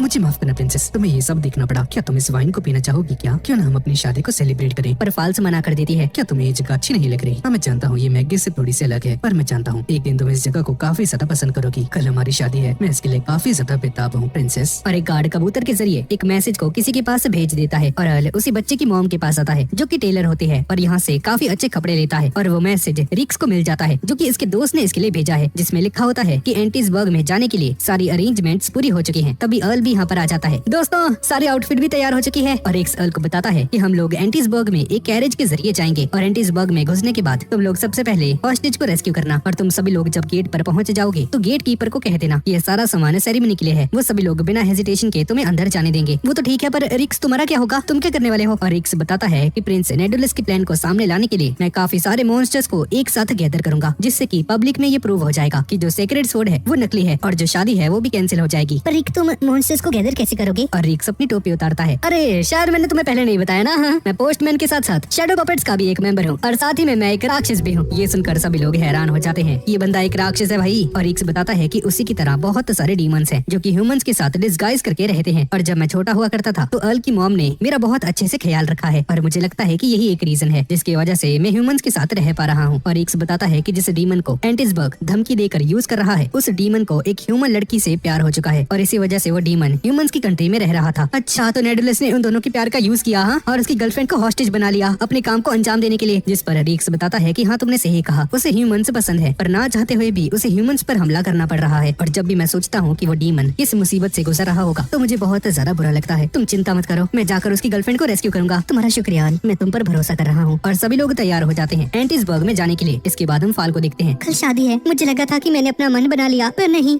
पर नेडुलस इन बातों को सुन लेता है। आखिर अर्ल कौन है? मैं बस एक बार अर्ल से मिलना चाहती हूँ, सिर्फ एक बार। अब अगली सुबह हम एंटिसबर्ग को देखते हैं जहाँ पर सभी लोग इकट्ठा हो रहे हैं क्योंकि आज प्रिंस नेडुलस और प्रिंसेस फाल की शादी है। और नेडुलस सोच रहा होता है कि जब ये फाल से शादी कर लेगा तो एक राजा बन जाएगा और एक कंट्री के ऊपर कब्जा कर लेगा। जब तक मेरे पास सीक्रेट स्वॉर्ड है मैं किस मेरा कुछ नहीं बिगाड़ सकता। और अब फाल्स के पास पहुँच जाता है और फाल भी दुल्हन के कपड़ों में होती है। तुम काफी ज्यादा अच्छी लग रही हो फाल, सभी लोग हमारा वेट कर रहे हैं, अब हमें चलना चाहिए। मुझे माफ करना, तुम चले जाओ, मैं तुम्हारे पीछे पीछे आ जाऊंगी। ठीक है मैं समझ सकता हूँ, तुम एक लड़की हो, तुम्हें अपनी शादी की तैयारी करनी होगी है ना? मैं तुम्हारा इंतजार करूंगा पर जल्दी आना। और फाल अपनी मेड से भी कहती है कि तुम भी यहाँ से जा सकती हो और इसकी मेड भी यहाँ से चली जाती है। और अब फाल शीशे के सामने खड़ी हो जाती है और अपने पिता के साथ हुई गई बातों को याद करती है जहाँ जहाँ पर इसके पिता इसे कहते हैं कि तुम्हें जिस भी लड़के से शादी करनी है तुम कर सकती हो, भले ही वो गरीब हो, अमीर हो, लूला हो, लंगड़ा हो, कुछ भी हो, क्योंकि तुम्हारी खुशी से बढ़कर और कुछ भी नहीं है। काश मेरे घर वाले भी ऐसे ही होते। और फाल इस बात को याद करके दुखी हो जाती है। मैं किसकी प्रिंसेस हूँ, पर प्रिंसेस होने के नाते मुझे अपनी कंट्री के लिए सेक्रीफाइस होना होगा। और अर्ल को याद करके कहने लगती है, हाल क्या मैं सही कर रही हूँ? इसके बाद हम अर्ल को देखते हैं। हेलेन और रोरी पीछे वाले गेट से फाइनली एंटिसबर्ग में घुस जाते हैं और अब घोड़ा गाड़ी से उतर जाते हैं, जहाँ पर अर्ल देखता है कि यही वो जगह है जहाँ पर उस डीमन की गर्लफ्रेंड को कैप्चर किया गया है। अरे यार, यहाँ तो बहुत ज्यादा सिक्योरिटी है। अरे चिंता मत करो, इन कपड़ों में वो हमें नहीं पहचान पाएंगे। ये मैंने मेगस के टॉप टेलर से बनाया है। और अर्ल यहाँ पर उस चोर बच्चे की माँ की बात कर रहा होता है। हेलेन और रोरी अर्ल से कहने लगते हैं कि भाई हमें ये कपड़े क्यों पहनने पड़ रहे हैं फार्मर के, हम लोग यहाँ पर इन्वेस्टिगेशन करने आए हैं। अगर हम लोग इन कपड़ों को पहनेंगे तो लोगों को हम पर शक नहीं हो जाएगा। अरे चिंता मत करो यार, हमें कोई नहीं पकड़ेगा क्योंकि मेरे पास एक प्लान है। अर्ल बताता है कि सबसे पहले ये जाकर गेजल की लवर को रेस्क्यू करेंगे जो कि रॉयल पैलेस के अंदर बंद हो रखी है, और उसे लेकर ये लोग चर्च में आ जाएंगे जहाँ पर हम लोग गेजल को भी बुलाएंगे और गेजल की मदद से सभी लोगों को प्रूफ कर देंगे कि सेक्रेड स्वॉर्ड झूठी है और नेडरस के प्लान को सबके सामने झूठा साबित कर देंगे। अर्ल यहाँ से जाने लगता है। क्या कमाल का प्लान है यार अर्ल, तुम कितने ज्यादा नादान हो वैसे। पर अर्ल इसकी बातों को इग्नोर करता है और जाने लगता है। तब एक गार्ड अर्ल को रोक लेता है। हे, तुम ये क्या कर रहे हो? रोरी और हेलेन घबरा जाते हैं। अरे उनको हम पे शक हो गया। प्लीज हम पर शक मत कीजिए, हम बस ऑर्डिनरी फार्मर्स हैं जो कि यहाँ पर फ्रेश सब्जियाँ बेचने आए हैं। पर भाई तुम इन्हें डिलीवर कहाँ पर करोगे? रॉयल पैलेस में भाई। पर उधर क्यों भाई? ये सारी सब्जियाँ बहुत ज्यादा परफेक्ट हैं, बिल्कुल एकदम फ्रेश है फ्रेश। पर अर्ल का प्लान फेल हो जाता है और सभी गार्ड्स इनके पीछे पड़ जाते हैं इन्हें पकड़ने के लिए। अर्ल सोचने लग जाता है कि ये लोग हमारा पीछा क्यों कर रहे हैं, फार्मर तो अच्छे लोग होते हैं ना। बेवकूफ लड़के, तुम्हारा आइडिया बहुत ही बेकार था। अरे यार, इन सारी बातों को छोड़ो, हमें कोई तरीका ढूंढना होगा ताकि हम रॉयल पैलेस में घुसकर उस हॉस्टेज को बचा पाएं। और वो हम लोग कैसे करने वाले हैं हेलेन? हेलेन अपने ओरबोरस ड्रैगन की पावर्स को निकाल देती है और अर्ल को फेंक देती है और बोलती है कि इन गार्ड्स को हम हैंडल कर लेंगे, तुम जाकर उस हॉस्टेज को बचाओ। और अर्ल सीधा पैलेस पर पहुंच जाता है। अर्ल, तुम ये कर सकते हो, हमें तुम पर भरोसा है। और अर्ल सीधा गेजल की लवर के पास आ जाता है। क्या तुम गेजल की लवर हो? ओह हाँ, पर क्या तुम गेजल को जानते हो? तभी गार्ड्स यहाँ पर आ जाते हैं। अर्ल को गुस्सा आ जाता है और अपने बैग में से कुछ मूलियाँ निकाल कर कहता है कि मैं एक फार्मर हूँ, और उन गार्ड्स पर अटैक कर देता है और उन गार्ड्स के मुंह में सब्जियाँ ठूस देता है और सभी गार्ड्स बेहोश हो जाते हैं। और तुम मेरे साथ चलो, कंट्री गेजल का यूज कर रही है बहुत ही बुरे तरीके से। ठीक है, मैं समझ गई। और इसके साथ जाने लगती है पर अचानक से रुक जाती है। क्या हो गया भाई तुम्हें, रुक क्यों गई? अरे यार, मेरे पैरों में ये बेड़ी अटकी पड़ी है। और तभी पैलेस में एक्सप्लोजन हो जाता है और अर्ल इसे उठाकर दौड़ने लगता है, पर ये लड़की बेहोश हो चुकी है। सभी गार्ड्स अर्ल का पीछा कर रहे होते हैं और जैसे तैसे करके अर्ल यहाँ से बाहर निकल जाता है और हेलेन और रोरी भी गार्ड्स से भाग रही होती हैं। ये सभी लोग एक जगह पर आ जाते हैं। हाँ वी, रोरी और हेलेन, मैंने इसे बचा लिया, पर ये बेहोश हो चुकी है यार थोड़ी सी। क्या बात है अर्ल, बहुत ही बढ़िया, छा गया तू तो मुंडिया। तभी गार्ड्स यहाँ पर आ जाते हैं और इन सभी को दोबारा से दौड़ना पड़ता है। अब इसके बाद ये लोग चर्च के पास आ जाते हैं। वहाँ से बेल के बजने की आवाज आती है। हमें जल्दी करना होगा, नहीं तो वेडिंग शुरू हो जाएगी। अर्ल परेशान हो जाता है और फाल को याद करने लगता है। तभी ये दोनों कहती हैं कि तुम चिंता मत करो, तुम जाकर प्रिंसेस फाल को बचाओ, हम लोग इन सभी गार्ड्स को रोक लेंगे। अर्ल भी मान जाता है और इनका शुक्रिया अदा करके यहाँ से चला जाता है और ये दोनों गार्ड्स से लड़ने लगते हैं। इसके बाद हम रिक्स को देखते हैं। लगता है काम शुरू करने का समय हो चुका है। अब इसके बाद चर्च के अंदर किंग फाल से कहता है, बच्ची, अगर तुमने ये शादी नहीं करनी तो मैं तुम्हारी शादी को कैंसिल कर सकता हूँ, पर प्लीज जबरदस्ती मत करना। नहीं पिताजी, ये मेरा डिसीजन है, मैगिस को बचाने के लिए मुझे ये करना ही होगा। और चर्च के अंदर शादी की तैयारी शुरू हो जाती है और प्रीस्ट फाल से पूछता है, क्या तुम सामने वाले इंसान को अपने हस्बैंड के रूप में स्वीकार करती हो क्या? हाँ, मैं करती हूँ। तो ठीक है, अब दोनों को किस करना होगा। प्रिंस नेडुलस फाल को किस करने के लिए आगे बढ़ता है। अब से तुम मेरी हो जाओगे। और जैसे जैसे ये प्रिंस फाल के पास आता है, मुझे इससे शादी नहीं करनी। और अर्ल को याद करने लगती है। जैसे ही अर्ल को याद करती है, तभी चर्च का दरवाजा टूटकर प्रिंस के ऊपर जाकर गिर जाता है और चर्च के अंदर अर्ल की एंट्री हो जाती है। और अर्ल को देखकर फाल रोने लगती है। सॉरी यार, मैं लेट हो गया फाल। पर फाल खुश हो जाती है। तभी नेडुलस बीच में आ जाता है। अच्छा, तो तुम हो फाल? हाँ, ये अर्ल बहुत ज्यादा बुरा इंसान है जो कि प्रिंसेस को किडनैप करने आया है, इसे अरेस्ट कर लो। बुरा पर्सन मैं नहीं, तुम हो नेडुलस, तुम्हारी स्वॉर्ड नकली है। और अर्ल जैसे ही इस बात को बोलता है, सभी लोग हैरान हो जाते हैं।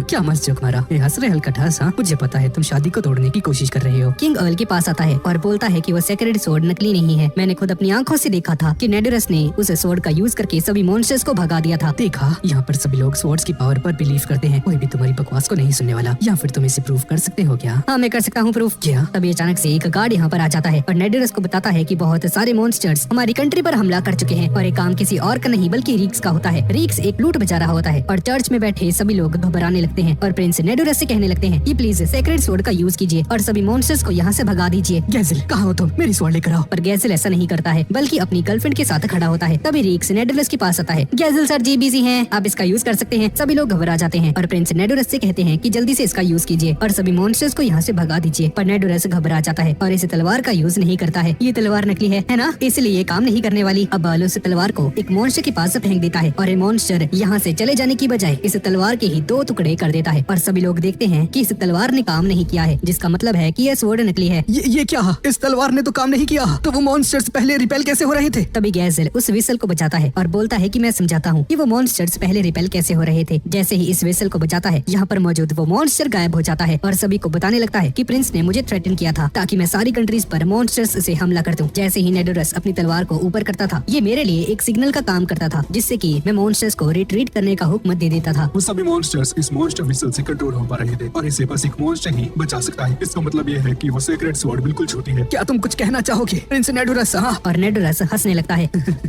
तुम पागल हो, तुमने मेरी ट्रिक को नहीं समझा। किंग कैलैंग, तुम्हारी कंट्री में किस तो अभी तक खत्म भी हो चुकी होगी क्योंकि कल रात मैंने काफी सारे मॉन्स्टर्स की आर्मी वहाँ पर भेज दी थी। बिना प्रिंसेस और बिना किंग के वो कंट्री अब तक खत्म हो चुकी होगी।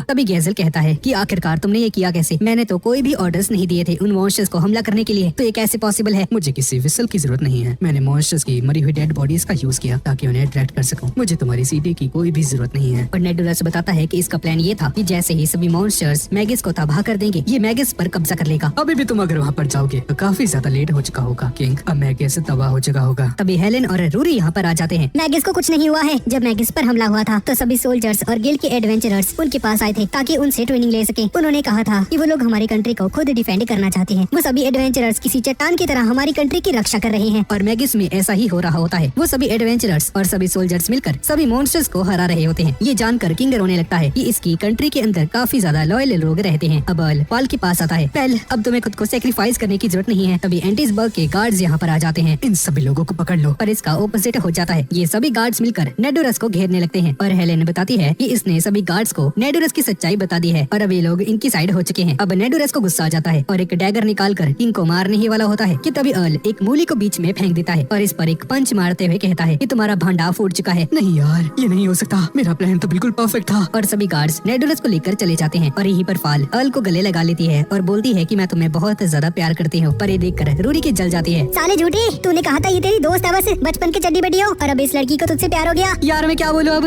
फाल वही दूर हो जा यार, मेरा ब्रेकअप करवाएगी तू। तुम चुप हो जाओ। और रूरी को और भी ज्यादा जेलस हो जाता है। साले बेवकूफ, मैं तेरे बारे में गलत थी। तू भी बाकी लड़कों की तरह प्ले बॉय है। तभी किंग एल के कंधे पर हाथ रखता है और बोलता है कि मेरे और प्रिंसेस के बीच में कुछ भी नहीं है सर, प्लीज आप ऐसा मत कीजिए। तुम्हारा शुक्रिया, तुमने हमारी जान 2 बार बचाई और मैं तुम्हें जवाई राजा के रूप में एक्सेप्ट करता हूँ। तुमने मेरी बेटी के साथ शादी कर ली है। ये सुनकर फाल खुश हो जाती है। भाई नहीं नहीं नहीं नहीं, मैं नहीं करने वाला। अब किंग बाहर जाने लगता है और इन्हें एक लेटर देता है और बोलता है कि एक लेटर है जो कि एक अननोन पर्सन ने नेडोरस को भेजा था और नेडोरस के प्लान के बारे में इसमें सब कुछ लिखा होता है। और अब किंग भी समझ जाता है कि रेक्स एक पपेट ऑफ शैडोज है और रेक्स बताता है कि नेडोरस के प्लान के पीछे एक और बंदा है जो कि इसे मैनिपुलेट कर रहा था और इसे लगता है कि वो पर्सन और भी बहुत कुछ करने वाला है जिसके बारे में हम कल्पना भी नहीं कर सकते हैं। इसी वजह से इन्हें अपनी इन्वेस्टिगेशन को जारी रखना होगा, इसलिए प्लीज किंग प्लीज केयरफुल रहना। ठीक है, मैं समझ गया। अब कुछ दिन बीत जाते हैं। नेडोरस को जेल हो जाती है और अर्ल मैगिस की गिल्ड में वापस आ जाता है जहाँ पर सभी एडवेंचरर्स अर्ल की तारीफ करते हैं प्रिंसेस को बचाने के लिए। तभी प्रिंसेस फाल यहाँ पर आ जाती है और गिल्ड को प्राइज देती है मैगिस को बचाने के लिए और प्रिंसेस फाल फीलिया बनकर आ जाती है और रूरी को चैलेंज देती है। सिर्फ प्रिंसेस ही नहीं है जो कि तुम्हारी राइवल होने वाली है, बल्कि मैं भी तुम्हारी राइवल होने वाली हूँ। ये अर्ल का बच्चा सिर्फ मेरा है, समझी ना, मेरी सौतन। और इन दोनों में लड़ाई होनी शुरू हो जाती है कि आखिर अर्ल को अपना पति कौन बनाएगा। मैं तो चला भाई खेती बाड़ी करने, तुम लड़ते रहो आपस में, दोनों पागल हैं। अब फाल अपने टमाटरों को देखने लगता है जो कि इसने उसी फर्टिलाइजर का यूज करके ग्रो किए हैं। तभी फीलिया और रूरी बहुत गुस्से में यहाँ पर आ जाती हैं। ये देखकर अर्ल भी डर जाता है और अर्ल से कहने लगती है कि प्लीज हमें क्लियरली बता दो कि आखिर तुम किसे पसंद करते हो। फीलिया कहती है कि तुम मुझे पसंद करते हो ना, क्योंकि तुम मुझे बचाने के लिए नेबरिंग कंट्री में आए थे। हाँ वैसे सही कह रही हो तुम। अरे ओ अर्ल के बच्चे चुप रहे, सही कह रही हो, तुमने मुझे बचाने के लिए अपनी जान को जोखिम में डाल दिया था। हाँ ये भी सच है, बात तो दोनों ही सच कर रही हो। और अर्ल इन दोनों को इग्नोर करके वापस से अपनी खेती बाड़ी में लग जाता है। यार इसकी सब्जियां हमसे ज्यादा जरूरी है क्या? क्या आदमी है ये, शादी भी सब्जियों से ही कर लियो। एल सच सच बताओ, क्या कोई और लड़की है क्या जिसे तुम पसंद करते हो? नहीं, मुझे नहीं लगता कि ऐसा पॉसिबल होगा।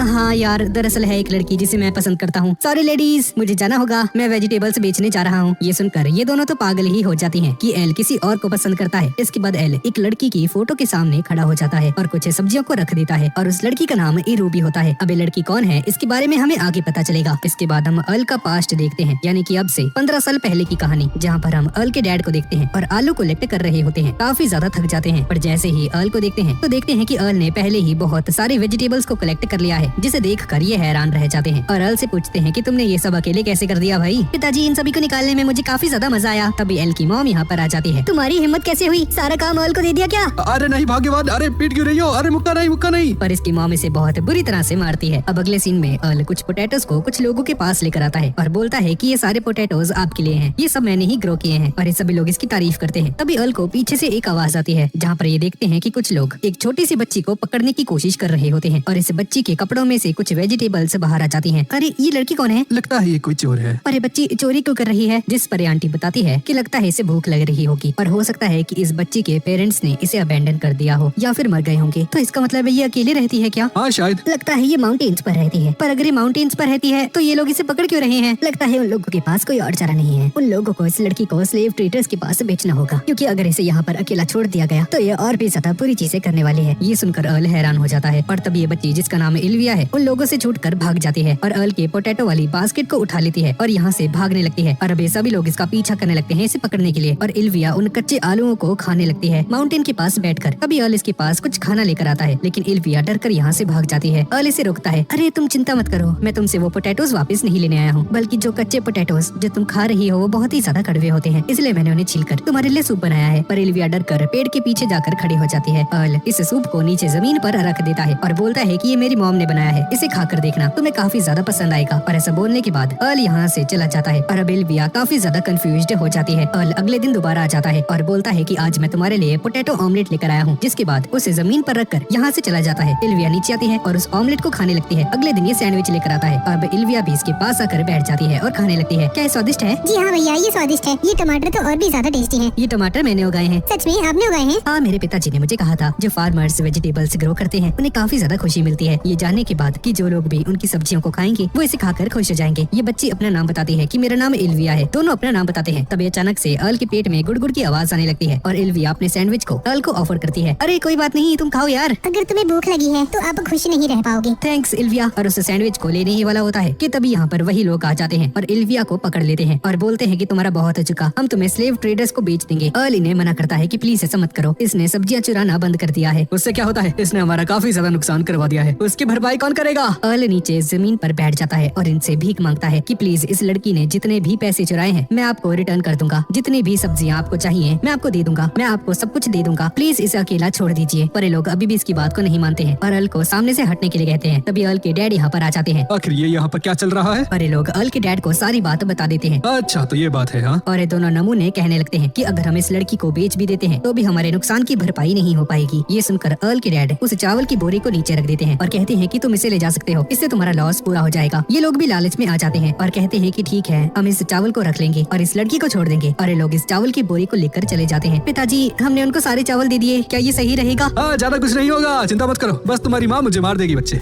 उसके बाद तुम कोई दूसरा बाप ढूंढ लेना। पर तुम चिंता मत करो, मैं कैसे न कैसे करके कब्रिस्तान में मैनेज कर लूंगा। और इल्विया वही पोटैटो की बकेट एल को दे देती है और एल के डैड उन पोटैटोस को देखते हैं। हाँ ठीक है, हम इनसे काम चला सकते हैं थोड़े दिनों तक तो। और एल उस बास्केट को इल्विया को दिखाता है और बोलता है कि आज हम इन पोटैटोस का सूप बनाने वाले हैं, हम ऐसा हर दिन करने वाले हैं, तो क्या तुम हमारी मदद करना चाहोगी क्या? अब से तुम हमारे घर पर रहकर हमारी हेल्प कर सकती हो। ये सुनकर इल्विया खुश हो जाती है। जल्दी करो, मुझे भूख लग रही है। एल भी चला जाता है और इनके पीछे पीछे इल्विया भी आ जाती है। अब 2 साल बीत जाते हैं जहाँ पर अर्ल फील्ड में काम कर रहा होता है। तभी इल्विया इसके पास आती है और बोलती है कि मैंने अपना काम कर लिया भैया, और अब इसे बड़ा भाई कहकर पुकारती है। तभी एल के डैड यहाँ पर आ जाते हैं। यार एल कितना ज्यादा काम करता है। बड़े भैया आप बेवकूफ हो, आप बहुत ज्यादा काम करते हो। अरे यार, तुम विलेज में जाकर बच्चों के साथ खेलती क्यों नहीं? हाँ, तुम हमेशा मेरे साथ क्यों चिपके रहती हो? पर मुझे आपके साथ रहने में अच्छा लगता है भैया। और तभी टेस्टा के चिल्लाने की आवाज आती है और इसके पीछे बहुत बड़ी बड़ी मधुमक्खियाँ पड़ रखी होती हैं। तभी अर्ल की मॉम यहाँ पर आ जाती है और उन सभी को लात मार कर भगा देती है। टेस्टा इसकी मॉम का फैन हो जाता है। अब तो हमेशा की तरह कितनी सुंदर है और कितनी ताकतवर भी। साले मेरी पत्नी छेड़ रहा है मेरी आंखों के सामने ही। अरे नहीं सर जी, अरे अंकल जी, ऐसा कुछ नहीं है। और अर्ल की मॉम इसके डैड से कहती है कि जरा चुप हो जाओ। और अर्ल की मॉम अर्ल से कहती है कि हम कुछ समय के लिए रॉयल कैपिटल के अंदर जा रहे हैं ताकि हम लोग एक नया घर ढूंढ सकें। अब हमारी फैमिली में 4 लोग हो चुके हैं, इसलिए हमें थोड़ा सा बड़ा घर लेना पड़ेगा। हम थोड़े समय के लिए बाहर जा रहे हैं, तो तब तक तुम फील्ड और घर का ख्याल रखना बच्चों, ठीक है ना? और ये दोनों यहाँ से चले जाते हैं। अब एल टेस्टा से पूछता है कि इसके पीछे बीज कैसे पड़ गई थी। तो टेस्टा अर्ल को एक मैप दिखाता है और बताता है कि यहाँ पर गया था। इस पर एल को बताता है कि इस जगह के ऊपर काफी अच्छा ट्रेजर मिल सकता है और ये विलेज के पीछे वाले फॉरेस्ट में है। पर लोग कहते हैं कि ये फॉरेस्ट बहुत ही ज्यादा डेंजरस है, यहाँ पर एंटर नहीं करना चाहिए। पर अगर हम किसी तरह से अंदर चले जाते हैं तो हमें बहुत ही ज्यादा बढ़िया खजाना मिल सकता है। तो क्या तुम मेरे साथ चलोगे क्या? चिंता मत करो, हम लोग रात होने से पहले ही आ जाएंगे। अर्ल कंफ्यूज हो जाता है तो टेस्टा इसे लालच देता है कि तुम खजाने में से इल्विया के लिए ज्वेलरीज भी लेकर आ सकते हो। ये सुनकर ये दोनों मान जाते हैं और दोनों डिसाइड करते हैं कि लोग फॉरेस्ट में जाएंगे। भैया आप कहाँ जा रहे हो? मैं भी आपके साथ चलूंगी। पर एल इसे बोलता है कि हम लोग काफी डेंजरस जगह पर जा रहे हैं, इसलिए तुम घर पर ही रुकना। पर बड़े भैया मुझे आपके साथ रहना है। एल इसकी बात को नहीं मानता और कहता है कि हम लोग रात होने से पहले वापस आ जाएंगे, अपना ख्याल रखना। इसके बाद ये दोनों जंगल में चले जाते हैं और एल टेस्टा से कहता है कि इल्विया हमेशा मेरे साथ ही रहती है, वो विलेज में जाकर बच्चों के साथ क्यों नहीं खेलती? अरे यार, और उसकी कोई भी दोस्त नहीं बन सकते। इल्विया ने मुझे ये बताने के लिए मना किया है, पर जब भी इल्विया अकेले विलेज में होती है तो लोग इसे काफी बुरी तरह से ट्रीट करते हैं। क्या? पर इल्विया ने मुझे इस बात के बारे में क्यों नहीं बताया? और अब इसे रियलाइज होने लगता है कि क्या इसकी वजह से ही उसके पेरेंट्स नया घर खरीदने के लिए जा रहे हैं क्या, ताकि यहाँ के लोग इल्विया को परेशान ना कर पाएं। और ये सुनकर अल उदास हो जाता है कि सभी को इसके बारे में मालूम है सिवाय इसके। यार मैं भी उसका कुछ नहीं कर पाया। छोड़ो ना ये सारी बातें, जल्दी से खजाने को ढूंढते हैं, हमें वापस भी तो जाना है। हाँ ठीक है। इसके बाद ये लोग मैप की लोकेशन में आ जाते हैं और देखते हैं कि हर तरफ पत्थर गिर रहे होते हैं। तभी अचानक से टेस्टा का पैर एक बटन पर दब जाता है और सामने का गेट खुलने लगता है। जमीन टूट जाती है और दोनों नीचे गिरने लगते हैं। और जैसे ही नीचे पहुँचते हैं वे देखकर हैरान हो जाते हैं कि सामने एक अजीब सी बिल्डिंग होती है। टेस्टा अल को बुलाता है। अरे ये देखो, इस पे तो कुछ लिखा हुआ है। ये लोग इसे पढ़ने की कोशिश करते हैं पर इसे पढ़ नहीं पाते क्योंकि ये कोई एंशिएंट लैंग्वेज में लिखा होता है। और जैसे ही टेस्टा इस पर हाथ लगाता है तो ये चीज ग्लो करने लगती है और काफी ज्यादा रोशनी निकलती है। तभी अचानक से अल की आंख किसी दूसरी जगह पर खुलती है। अल एक अजीब सी जगह पर आ जाता है जहाँ पर इसे एक ड्रैगन की आंख दिखती है और ये ड्रैगन अल पर हमला कर देता है। और दूसरी तरफ विलेज के अंदर एक वोल्केनो फट जाता है और इसकी राख आकर जंगल और हर जगह पर गिरने लगता है। और काफी समय के बाद अल की आंख खुलती है। इल्विया इसके सामने ही बैठी होती है। अल खड़ा होने की कोशिश करता है पर इसकी बॉडी में काफी ज्यादा पेन होने लगता है। तभी अचानक से टेस्टा यहाँ पर आ जाता है। मेरे साथ आओ। ये हम कहाँ गए टेस्टा? हम तो जंगल में थे ना। टेस्टा अल को बाहर लेकर आता है और बताता है कि हम लोग विलेज में वापस आ चुके हैं। जब तुम बेहोश हो गए थे तो एक वोल्केनो फट गया था जिसकी वजह से हर जगह पर राख फैल चुकी है, घर के ऊपर और सारी फील्ड के ऊपर। और इसी वजह से सभी लोग विलेज को छोड़कर यहाँ पर आ चुके हैं। यार ऐसा नहीं हो सकता। तभी कुछ लोगों के चिल्लाने की आवाज आती है और कहने लगते हैं कि ब्रिज टूट चुका है और अब हम लोग रॉयल विलेज या फिर किसी भी विलेज में नहीं जा सकते हैं। जिसके बाद एक बंदा टेस्टा को बताता है कि हमें तुम्हारे माता पिता मिल चुके हैं। और टेस्टा उन लोगों के साथ चला जाता है अपने माता पिता के साथ मिलने के लिए। और अल देखता है कि कुछ लोग मेयर से कंप्लेंट कर रहे होते हैं कि खाने के लिए बहुत कम खाना दिया जा रहा है। हमने ट्राई किया खाना कलेक्ट करने के लिए पर हमें सिर्फ इतना ही मिल पाया। हमें माफ कर देना। जब तक हमें कोई मदद नहीं मिल जाती तब तक हमें इसी से काम चलाना होगा। और अल को याद आता है कि इसके पास तो एक खेत भी है। एक सेकंड, मेरा खेत। जिसके बाद अल अपनी फील्ड पर आ जाता है पर सब कुछ तबाह हो चुका होता है। तभी अचानक से अल को दर्द होना शुरू हो जाता है। भैया आपको रेस्ट करना चाहिए। अल बहुत ही ज्यादा कमजोर हो चुका होता है। तुम्हें भूख लग रही होगी है ना छोटी बहन? प्लीज मुझे माफ कर देना, मैं अभी कुछ नहीं कर सकता। पर इल्विया इसे गले लगा लेती है और बोलती है कि प्लीज ऐसा मत कीजिए, आप मेरे लिए खाने से ज्यादा जरूरी हैं। प्लीज मुझे अकेला छोड़कर मत जाइएगा। अब रात में इल्विया मेयर के पास आती है और इससे खाना चुराने के बारे में सोचती है। पर तभी इसे याद आता है कि अल ने इसके लिए कितना कुछ किया था ताकि ये चोरी न करे। इसलिए डिसाइड करती है कि ये चोरी नहीं करेगी और खाली हाथ वहाँ से वापस आ जाती है। अब सुबह उठकर इल्विया खाना लेकर आती है और अपने खाने को भी अल के खाने के अंदर डाल देती है। और अल बिस्तर पर पड़ा होता है और बहुत ही ज्यादा कमजोर हो चुका है। ये तो पहले से ज्यादा खाना लग रहा है,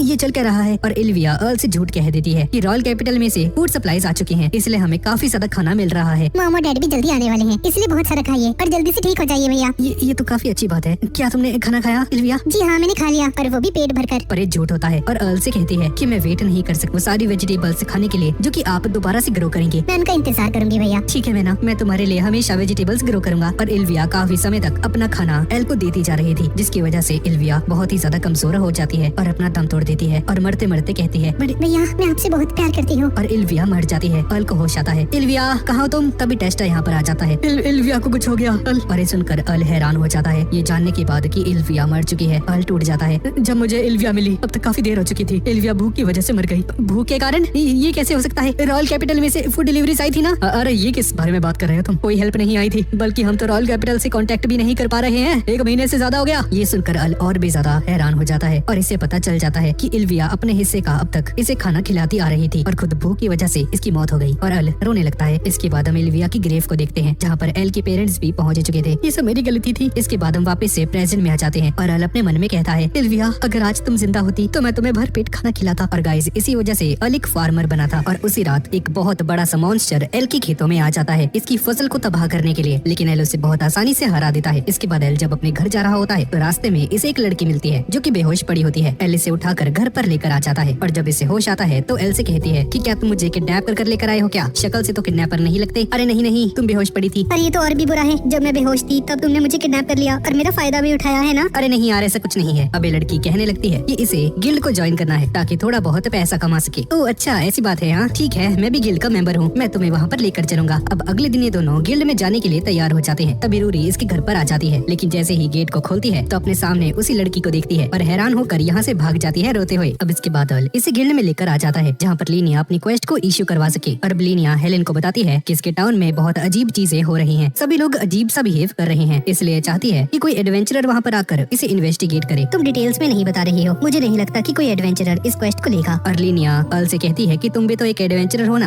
मैं तो एक एवरेज हूँ भाई, और वैसे भी मैं एक फार्मर हूँ, पर अगर तुम चाहती हो तो मैं तुम्हारी क्वेस्ट को पूरा कर सकता हूँ। क्या तुम सच सच में ऐसा करना चाहते हो? हाँ यार, लीनिया अपनी जान जोखिम में डालकर यहाँ पर आई है और रास्ते में ये बेहोश भी हो गई थी, लेकिन फिर भी यहाँ पर आई है और मुझे लगता है कि लीनिया सच कह रही है, इसलिए मैं जाकर इसकी मदद करना चाहता हूँ। तो हेलेन कहती है कि ठीक है, इस क्वेस्ट को मैं तुम्हें देती हूँ एल। जिसके बाद हेलेन लीनिया से पूछती है कि तुम्हारे टाउन का नाम क्या है। जी हाँ, मेरे टाउन का नाम गेल टाउन है। और जैसे ही अर्ल इसके बारे में सुनता है तो बहुत ही ज्यादा हैरान हो जाता है। गर्ल टाउन, ये तो वही टाउन है ना जहाँ पर अस्परा नाम की एक वेजिटेबल बहुत ज्यादा फेमस है, और उसकी तारीफ करने लगता है और बोलता है कि वो बहुत ही ज्यादा स्वादिष्ट होती है। जिसके बाद अर्ल इससे हाथ मिलाता है और बोलता है कि ये मेरे लिए बहुत ज्यादा ऑनर की बात है कि मैं गर्ल टाउन के किसी मेंबर से मिला हूँ। और हेलेन लीनिया को समझाती है कि अर्ल थोड़ा सा अजीब है, दिमाग से पैदल है, लेकिन ये तुम्हारी मदद कर पाएगा, तुम इस पर भरोसा कर सकते हो। इसके बाद अर्ल लीनिया को बहुत अच्छे कपड़े दिला देता है और लीनिया कहती है कि अर्ल, मुझे तुम किसी वुल्फ की तरह लग रहे हो जो कि मुझ पर झपट्टा मारना चाहता है, क्योंकि इसके डैडी से कहते हैं कि कोई भी लड़का किसी लड़की की मदद तभी ही करता है जब उसका कोई गलत इरादा होता है। हाँ, तुम्हारे डैडी सही कह रहे थे, तुम्हें अलर्ट रहना चाहिए, पर मेरे बारे में चिंता मत करो, मैं अच्छा लड़का हूँ भाई, तुम मुझ पर भरोसा कर सकती हो। मेरे डैड ने मुझे कहा था कि हरामी लड़के तुमसे कहेंगे कि तुम मुझ पर भरोसा कर सकते हो, पर कभी भी उन पर भरोसा मत करना। क्या बात है, कितने उच्च विचार हैं तुम्हारे पिताजी के। इसलिए मैं उन्हीं लोगों के साथ जाऊंगी जिन पर मैं भरोसा कर सकूं। पर लीनिया इसका हाथ पकड़ देती है और बोलती है कि मैं तुम्हें करीब से देखना चाहती हूँ ताकि मैं देख सकूं कि मैं तुम पर भरोसा कर सकती हूँ या फिर नहीं।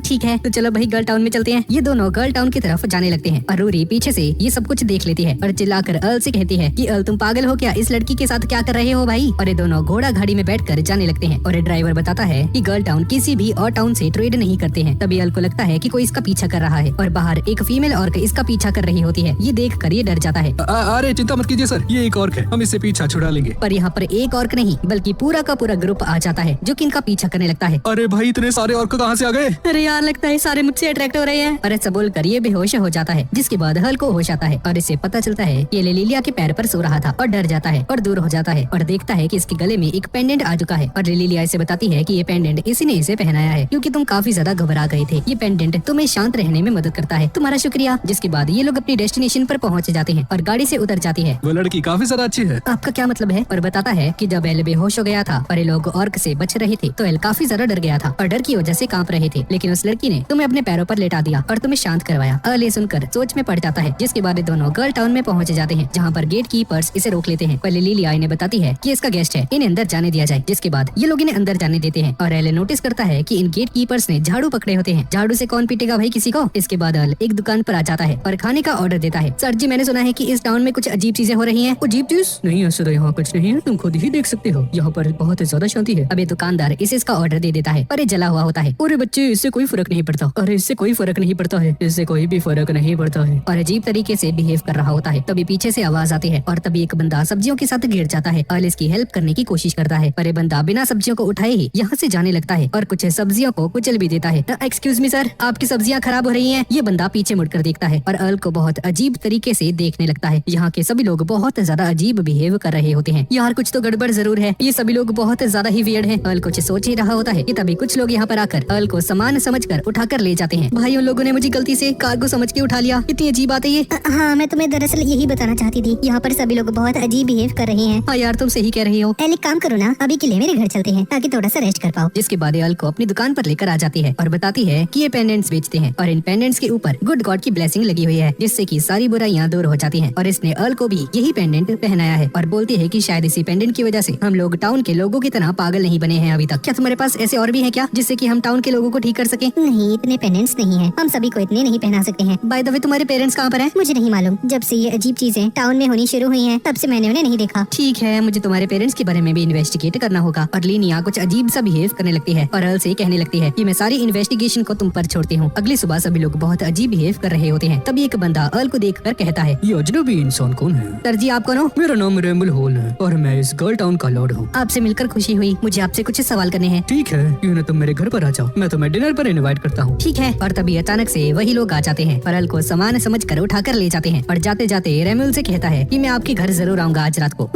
मैं आपके होने का इंतजार करूंगा सर। अब लीनिया अर्ल के पास आती है और बोलती है कि क्या तुम्हें अजीब नहीं लग रहा क्या? जो लॉर्ड है वो बिल्कुल समझदार है, वो पूरी तरह से ठीक है, लेकिन फिर भी उसने दूसरे शहरों से कोई भी हेल्प नहीं मांगी। इसके बाद रात को ये लोग लॉर्ड के मेंशन में आ जाते हैं और चारों तरफ एस्परास की मूर्ति और पिक्चर लगी होती है और डाइनिंग रूम में आ जाते हैं। तो सर, क्या मुझे बता सकते हैं इस टाउन में आखिर चल क्या रहा है? मुझे समझ नहीं आ रहा, मैं शुरुआत कहाँ से करूँ? और इस टाउन की चिंता करने की अब तुम्हें कोई भी जरूरत नहीं है। तभी बहुत सारे गार्ड्स यहाँ पर आकर अर्ल के ऊपर अपने भालों को तान देते हैं और इसे घेर लिया जाता है। इसका मतलब क्या है? कुछ नहीं, मैं चाहता हूँ कि तुम मेरा एक काम कर दो। जिसके बाद अर्ल सभी गार्ड्स के ऊपर हमला कर देता है और अर्ल जैसे ही लॉर्ड पर हमला कर करने वाला होता है तभी लीनिया बीच में आ जाती है। लीनिया तुम क्यों आ गई बीच में? लीनिया तुमने काफी अच्छा काम किया, हम अपने प्लान के और करीब पहुंचते जा रहे हैं। कौन सा प्लान? हमारा प्लान है सभी ह्यूमंस पर कब्जा करना। और हमें पता चलता है कि इस लॉर्ड को एक डीमन ने पोजेस कर रखा था। मैं जिसे भी पोजेस करता हूँ उसे पूरी तरह से कंट्रोल कर सकता हूँ, इसलिए मैंने इस लॉर्ड के बच्चे को कंट्रोल कर रखा है। मैं एक समय पर एक ही बंदे को मैनिपुलेट कर सकता हूँ, इसलिए मैंने इस क्रिस्टल के अंदर अपनी पावर्स को डाल दिया और इस क्रिस्टल को मेरे टाउन के बीच में गॉडेस की मूर्ति के नीचे डाल दिया, जिससे कि मैं पूरे टाउन के ऊपर कब्जा कर पाया। और अब मेरा अगला टारगेट है रॉयल कैपिटल, क्योंकि मैंने सुना है कि वहाँ पर एक ऐसा इंसान है जिसने अकेले नहीं रोमियो और ओरोबोरोस को हरा दिया, और वो इंसान तुम हो। और अगर इस क्रिस्टल को मैं तुम्हारे अंदर डाल देता हूँ तो तुम्हारी मदद से मैं पूरे ह्यूमंस पर कब्जा कर पाऊंगा। शुरुआत से ही तुम मेरे प्लान का हिस्सा थे। और एल लीनिया से पूछता है कि ये क्या कह रहे हैं भाई, क्या ये सब सच है क्या? नहीं, ये एक कोइंसिडेंस था कि मैं बेहोश हो गई थी और रास्ते में तुमने मुझे रेस्क्यू कर लिया। तुम कितनी बेरहम हो, तुमने अल को फंसा दिया लीनिया। ऐसा कुछ नहीं है, मुझे ये सब इसीलिए करना पड़ा क्योंकि तुमने मेरे पेरेंट्स को हॉस्टेज बना रखा है। और अब डीमन से कहता है कि ठीक है मैं समझ गया, तुम्हें मेरा यूज करना है, मेरा यूज कर सकते हो।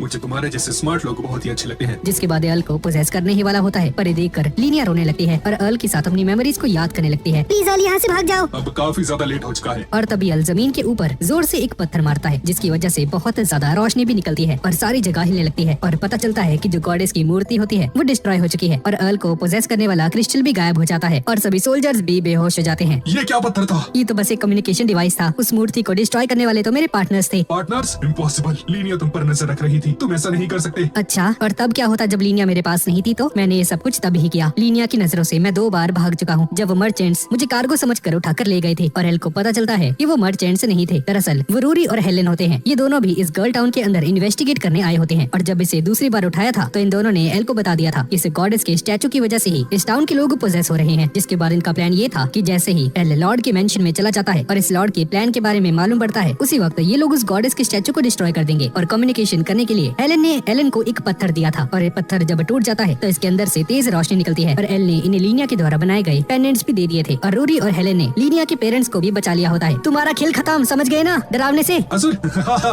मेरे पास अभी भी एक हॉस्टेज है, अगर तुम मेरे पास आने की कोशिश करते हो तो मैं इस लॉर्ड को मार डालूंगा। सरेंडर कर दो। मुझे पता है कि लॉर्ड को एस्परा बहुत ज्यादा पसंद है। लॉर्ड इसे देखो। इससे क्या हो जाएगा, ये बस एक मामूली इंसान का खाना है। ये कोई मामूली खाना नहीं है। और उस एस्परा को लॉर्ड के मुंह में घुसा देता है। लॉर्ड को होश आ जाता है आखिर एक इंसान मुझे कैसे हरा सकता है? और अर्ल इसे एक मुक्का मार देता है और डीमन बाहर जाकर गिर जाता है। जिसके बाद एंड में लीनिया इसका शुक्रिया अदा करती है और लीनिया के पेंडेंट को रख लेता है और लीनिया अर्ल को एक किस देती है और हेलेन और रूरी ये देखकर बुरी तरह से जल जाते हैं। जब मैं बड़ी हो जाऊंगी तो मैं तुमसे मिलने रॉयल कैपिटल के अंदर जरूर आऊंगी और अगर तुम्हारी कोई गर्लफ्रेंड भी होगी तो मैं तुम्हें उसे चुरा लूंगी, इसलिए तैयार रहना। क्या ये क्या हुआ भाई, ये हुआ क्या अभी? और यहाँ से जाने लगता है पर तभी हेलेन और रूरी इसे पकड़कर यहाँ से ले जाते हैं और अर्ल को देखकर लीनिया अपने मन में कहती है जब भी मैं तुमसे मिलूंगी तो मैं तुम्हें यहाँ पर किस करूंगी। इसके बाद हम अर्ल को देखते हैं जो कि कुछ वेजिटेबल्स को हार्वेस्ट कर रहा होता है। मस्त पक गई है भाई फसल, अब इन्हें बेचने का समय हो चुका है। हेलेन, रूरी और फिलिया ये तीनों मिलकर इसकी हार्वेस्टिंग में हेल्प कर रहे होते हैं और फिलिया हेलेन और रूरी के उसी पेंडेंट को देखती है जो कि लीनिया ने इन्हें दिया था और पूछने लगती है कि ये पेंडेंट इसे कहाँ से मिला और ये बताती है कि अर्ल ने इसे दिया है, इससे बुरी चीजें दूर ही रहती हैं। ये तो गलत बात है ना, मुझे भी तो देना चाहिए था। एक सेकंड, अर्ल के पास भी तो एक पेंडेंट है, क्यों ना मैं अर्ल से उसी का पेंडेंट ले लूं, तो हम तीनों के पास से पेंडेंट हो जाएंगे। नहीं तुम ऐसा नहीं कर सकते हो, ये पेंडेंट लीनिया ने अर्ल को अपनी फीलिंग्स के तौर पर दिया था। ये लीनिया कौन है? इसने एक और लड़की पटा ली यार। अर्ल लौंडियाबाज साला प्लेबॉय जब भी किसी एडवेंचर पर दूर जाता है अपने साथ एक लड़की को लेकर आता है, लौंडियाबाज। ये तीनों बात कर ही रहे होते हैं कि तभी अर्ल के चिल्लाने की आवाज आती है और अर्ल के पास जाते हैं। क्या हुआ अर्ल, किसी डीमन ने हमला कर दिया क्या? यार तुम खुद ही देख लो, ये देखो यहाँ पर डार्क वाइन्स हो गई हैं। इन बेलों को हटाना बहुत मुश्किल है और अगर हमने इन्हें इग्नोर कर दिया तो ये और भी ज्यादा बढ़ जाएंगी और वेजिटेबल के सभी न्यूट्रिशंस को खींच लेंगी, मेरे प्लांट्स ग्रो नहीं कर पाएंगे। और अर्ल गुस्से में कहने लगता है कि मैं इतना केयरलेस कब से हो गया। इसके बाद ये लोग मार्केट में आ जाते हैं और सब्जियां बेचने लगते हैं, जहाँ पर एक लेडी कुछ सब्जियां खरीदने आती है और अर्ल उस लेडी को उन सब्जियों के साथ साथ एस्परास भी दे देता है और जेक भी यहाँ पर आ जाता है और इसे गोभी गाजर खरीदता है। जिसके बाद अर्ल की दुकान के ऊपर किंग आ जाता है। इसने खुद के ऊपर कपड़ा डाल रखा होता है ताकि कोई भी इसे पहचान न सके और किंग को देखकर फिलिया छुप जाती है और किंग अर्ल से सब्जियां खरीदने लगते हैं और अर्ल से पूछने लगते हैं कि भाई तुम मेरी फैमिली को कब ज्वाइन करोगे, तुम्हारे लिए इतना बड़ा फार्म लैंड और वाइफ तैयार है, तो तुम मेरी बेटी से शादी करके कब मेरी फैमिली को ज्वाइन करने वाले हो? जिस पर अर्ल बताता है कि मैंने आपसे पहले ही कहा था कि शादी के बारे में मैंने अभी कुछ भी नहीं सोचा है। तो किंग कहता है कि ठीक है, अगर तुम मेरी बेटी से शादी कर लेते हो तो मैं ईस्ट साइड में जो फार्मिंग वाला एरिया है उसे तुम्हारे नाम कर दूंगा। ये सुनकर अर्ल बहक जाता है और हाँ बस करने ही वाला होता है, पर रूरी इसे रोक लेती है और बोलती है कि तुम ऐसा नहीं कर सकते हो, किसी फार्म लैंड के बदले किसी ऐसी लड़की से शादी नहीं कर सकते हो जिसे तुम पसंद भी नहीं करते। ये सुनकर फिलिया गुस्सा हो जाती है और रूरी को एक पोटैटो से मारती है, पर रूरी इसके अटैक को डॉज कर जाती है और ये पोटैटो अर्ल को जाकर लग जाता है और नीचे गिर जाता है। अब अर्ल की ड्रीम में एक एंजल आती है जो कि इसका नाम पुकार रही होती है। मैं तुम्हारी हूँ। क्या तुम हो कौन? अभी नहीं, मैं तुम्हें जरूर जरूर बताऊंगी। और ऐसा बोलकर यहाँ से चली जाती है। अर्ल को भी होश आ जाता है। क्या शादी की बात मैं आपसे बाद में कर सकता हूँ प्लीज? ठीक है, मैं दोबारा जरूर आऊंगा। और अर्ल की सारी वेजिटेबल्स बिक जाती हैं और इन दोनों का शुक्रिया अदा करता है। तुम दोनों ने मेरी बहुत ज्यादा मदद की है। अब मैं इन पैसों से उन डार्क वाइन्स को मारने की दवाई खरीदूंगा। मैं उन बेलों को हटा दूंगा। और ये दोनों इससे डर कर भाग जाती हैं। इसके बाद हम रिक्स को देखते हैं और अर्ल के पास आता है और कहता है कि तुम यहाँ पर क्या कर रहे हो? अर्ल पीछे मुड़ता है और बहुत ज्यादा गुस्से में होता है।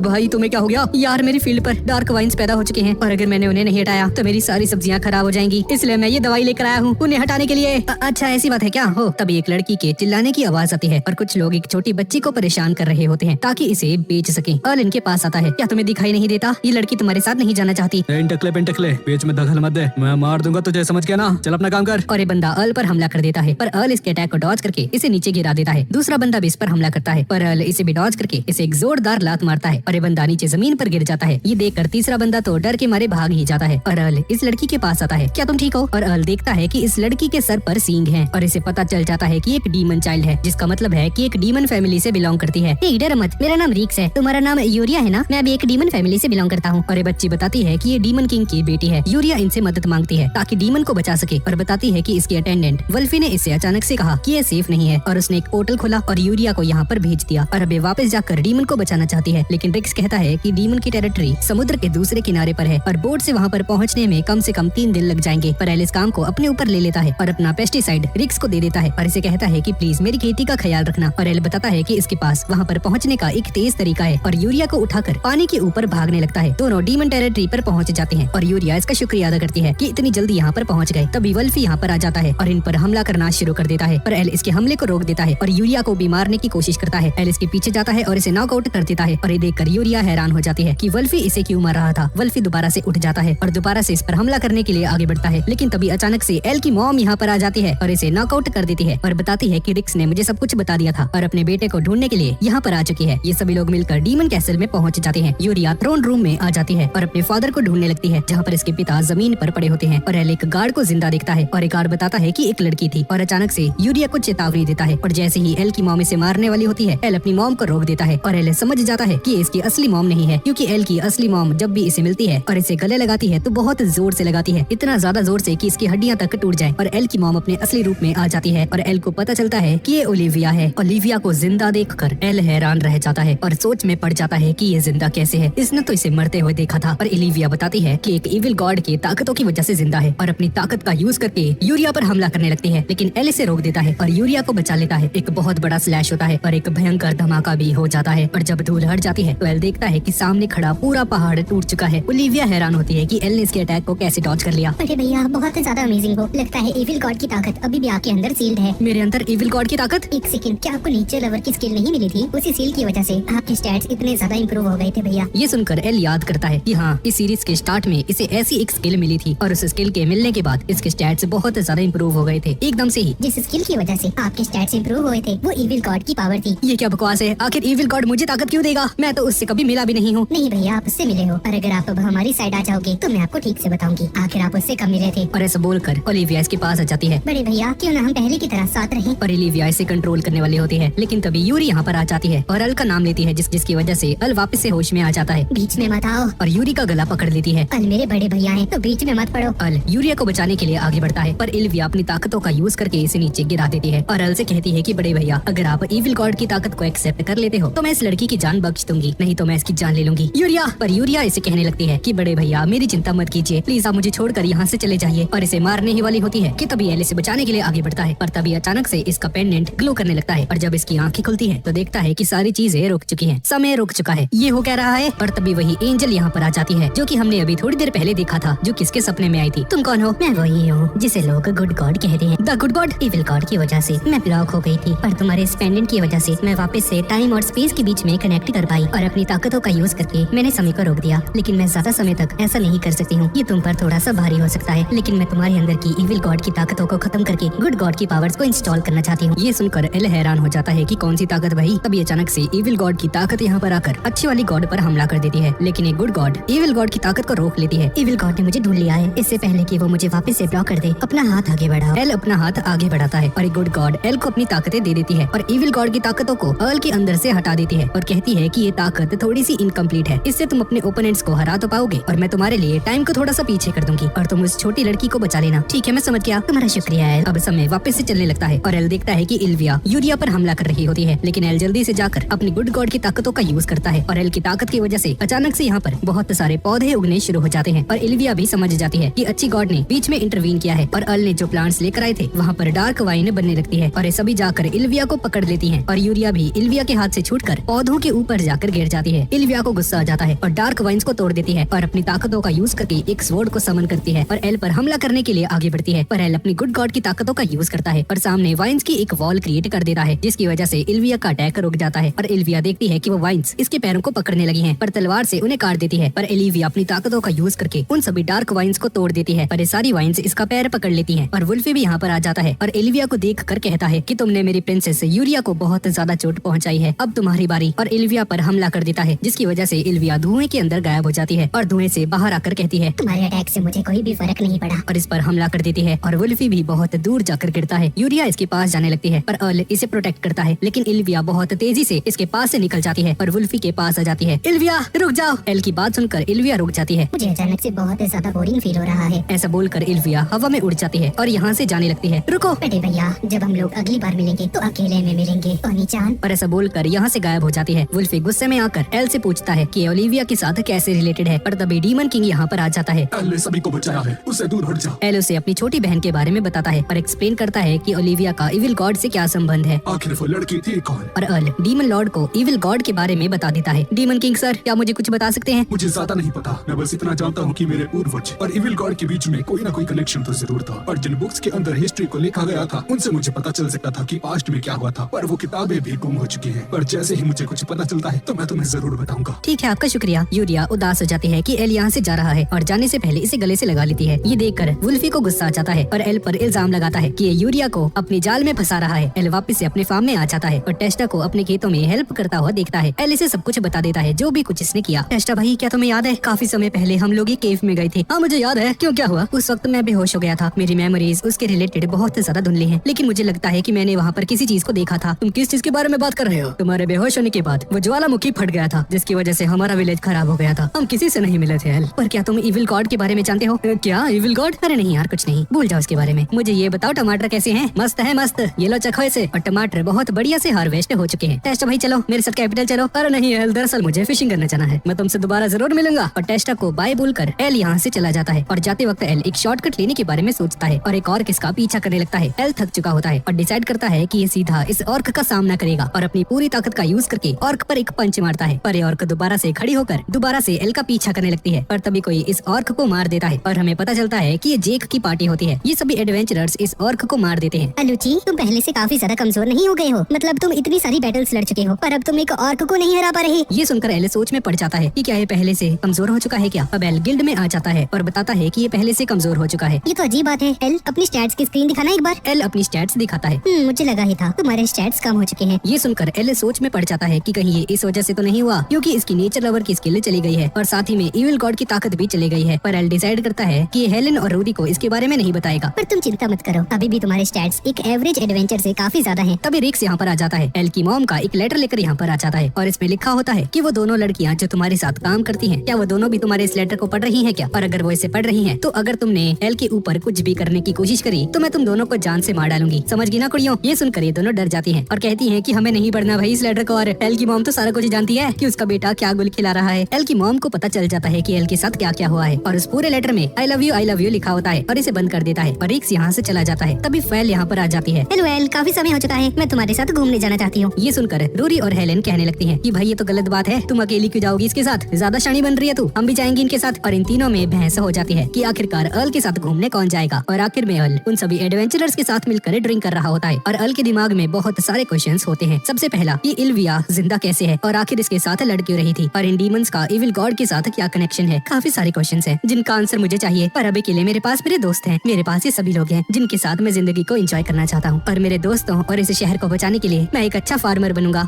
और भी ज्यादा वेजिटेबल्स ग्रो करूंगा। अब एल फार्म में काम कर रहा होता है और इसे वही मेमोरीज याद आती हैं। ये कैसे सबसे पहले फाल से मिला, हेलेन से मिला और उसके बाद रूरी से मिला और तभी ये तीनों इसके सामने आ जाती हैं पिकनिक मनाने के लिए। हाँ ये क्या हाल है गुड़िया? मैं एक एडवेंचरर हूँ, इसी वजह से मुझे अपनी स्किल्स को और भी ज्यादा इम्प्रूव करना होगा। और इस सीरीज के एंडिंग में हम इलिविया को देखते हैं जो कि कैसल के ऊपर खड़ी होती है मैं आपका इंतजार करती रहूंगी। और ऐसा बोलकर यहाँ से गायब हो जाती है और सीरीज यहीं पर खत्म हो जाती है। तो गाइज यही थी आज की वीडियो। तो गाइज आज की वीडियो आपको कैसी लगी प्लीज नीचे कमेंट्स में मुझे जरूर बताइएगा, और अगली वीडियो आपको कौन से एनिमे पर चाहिए प्लीज नीचे कमेंट्स में मुझे जरूर बताइएगा। बस गाइज वन पीस मत लिखना भाई, मैं बोर हो गया यार कर करके। और गाइज अगर आपको वीडियो अच्छी लगी तो प्लीज इसे लाइक कर देना, और अगर चैनल को अभी तक सब्सक्राइब नहीं किया है तो प्लीज कर दो यार, जल्दी से 2 मिलियन करा दीजिए गाइज। तो ठीक है गाइज, और मिलते हैं अगली वीडियो में।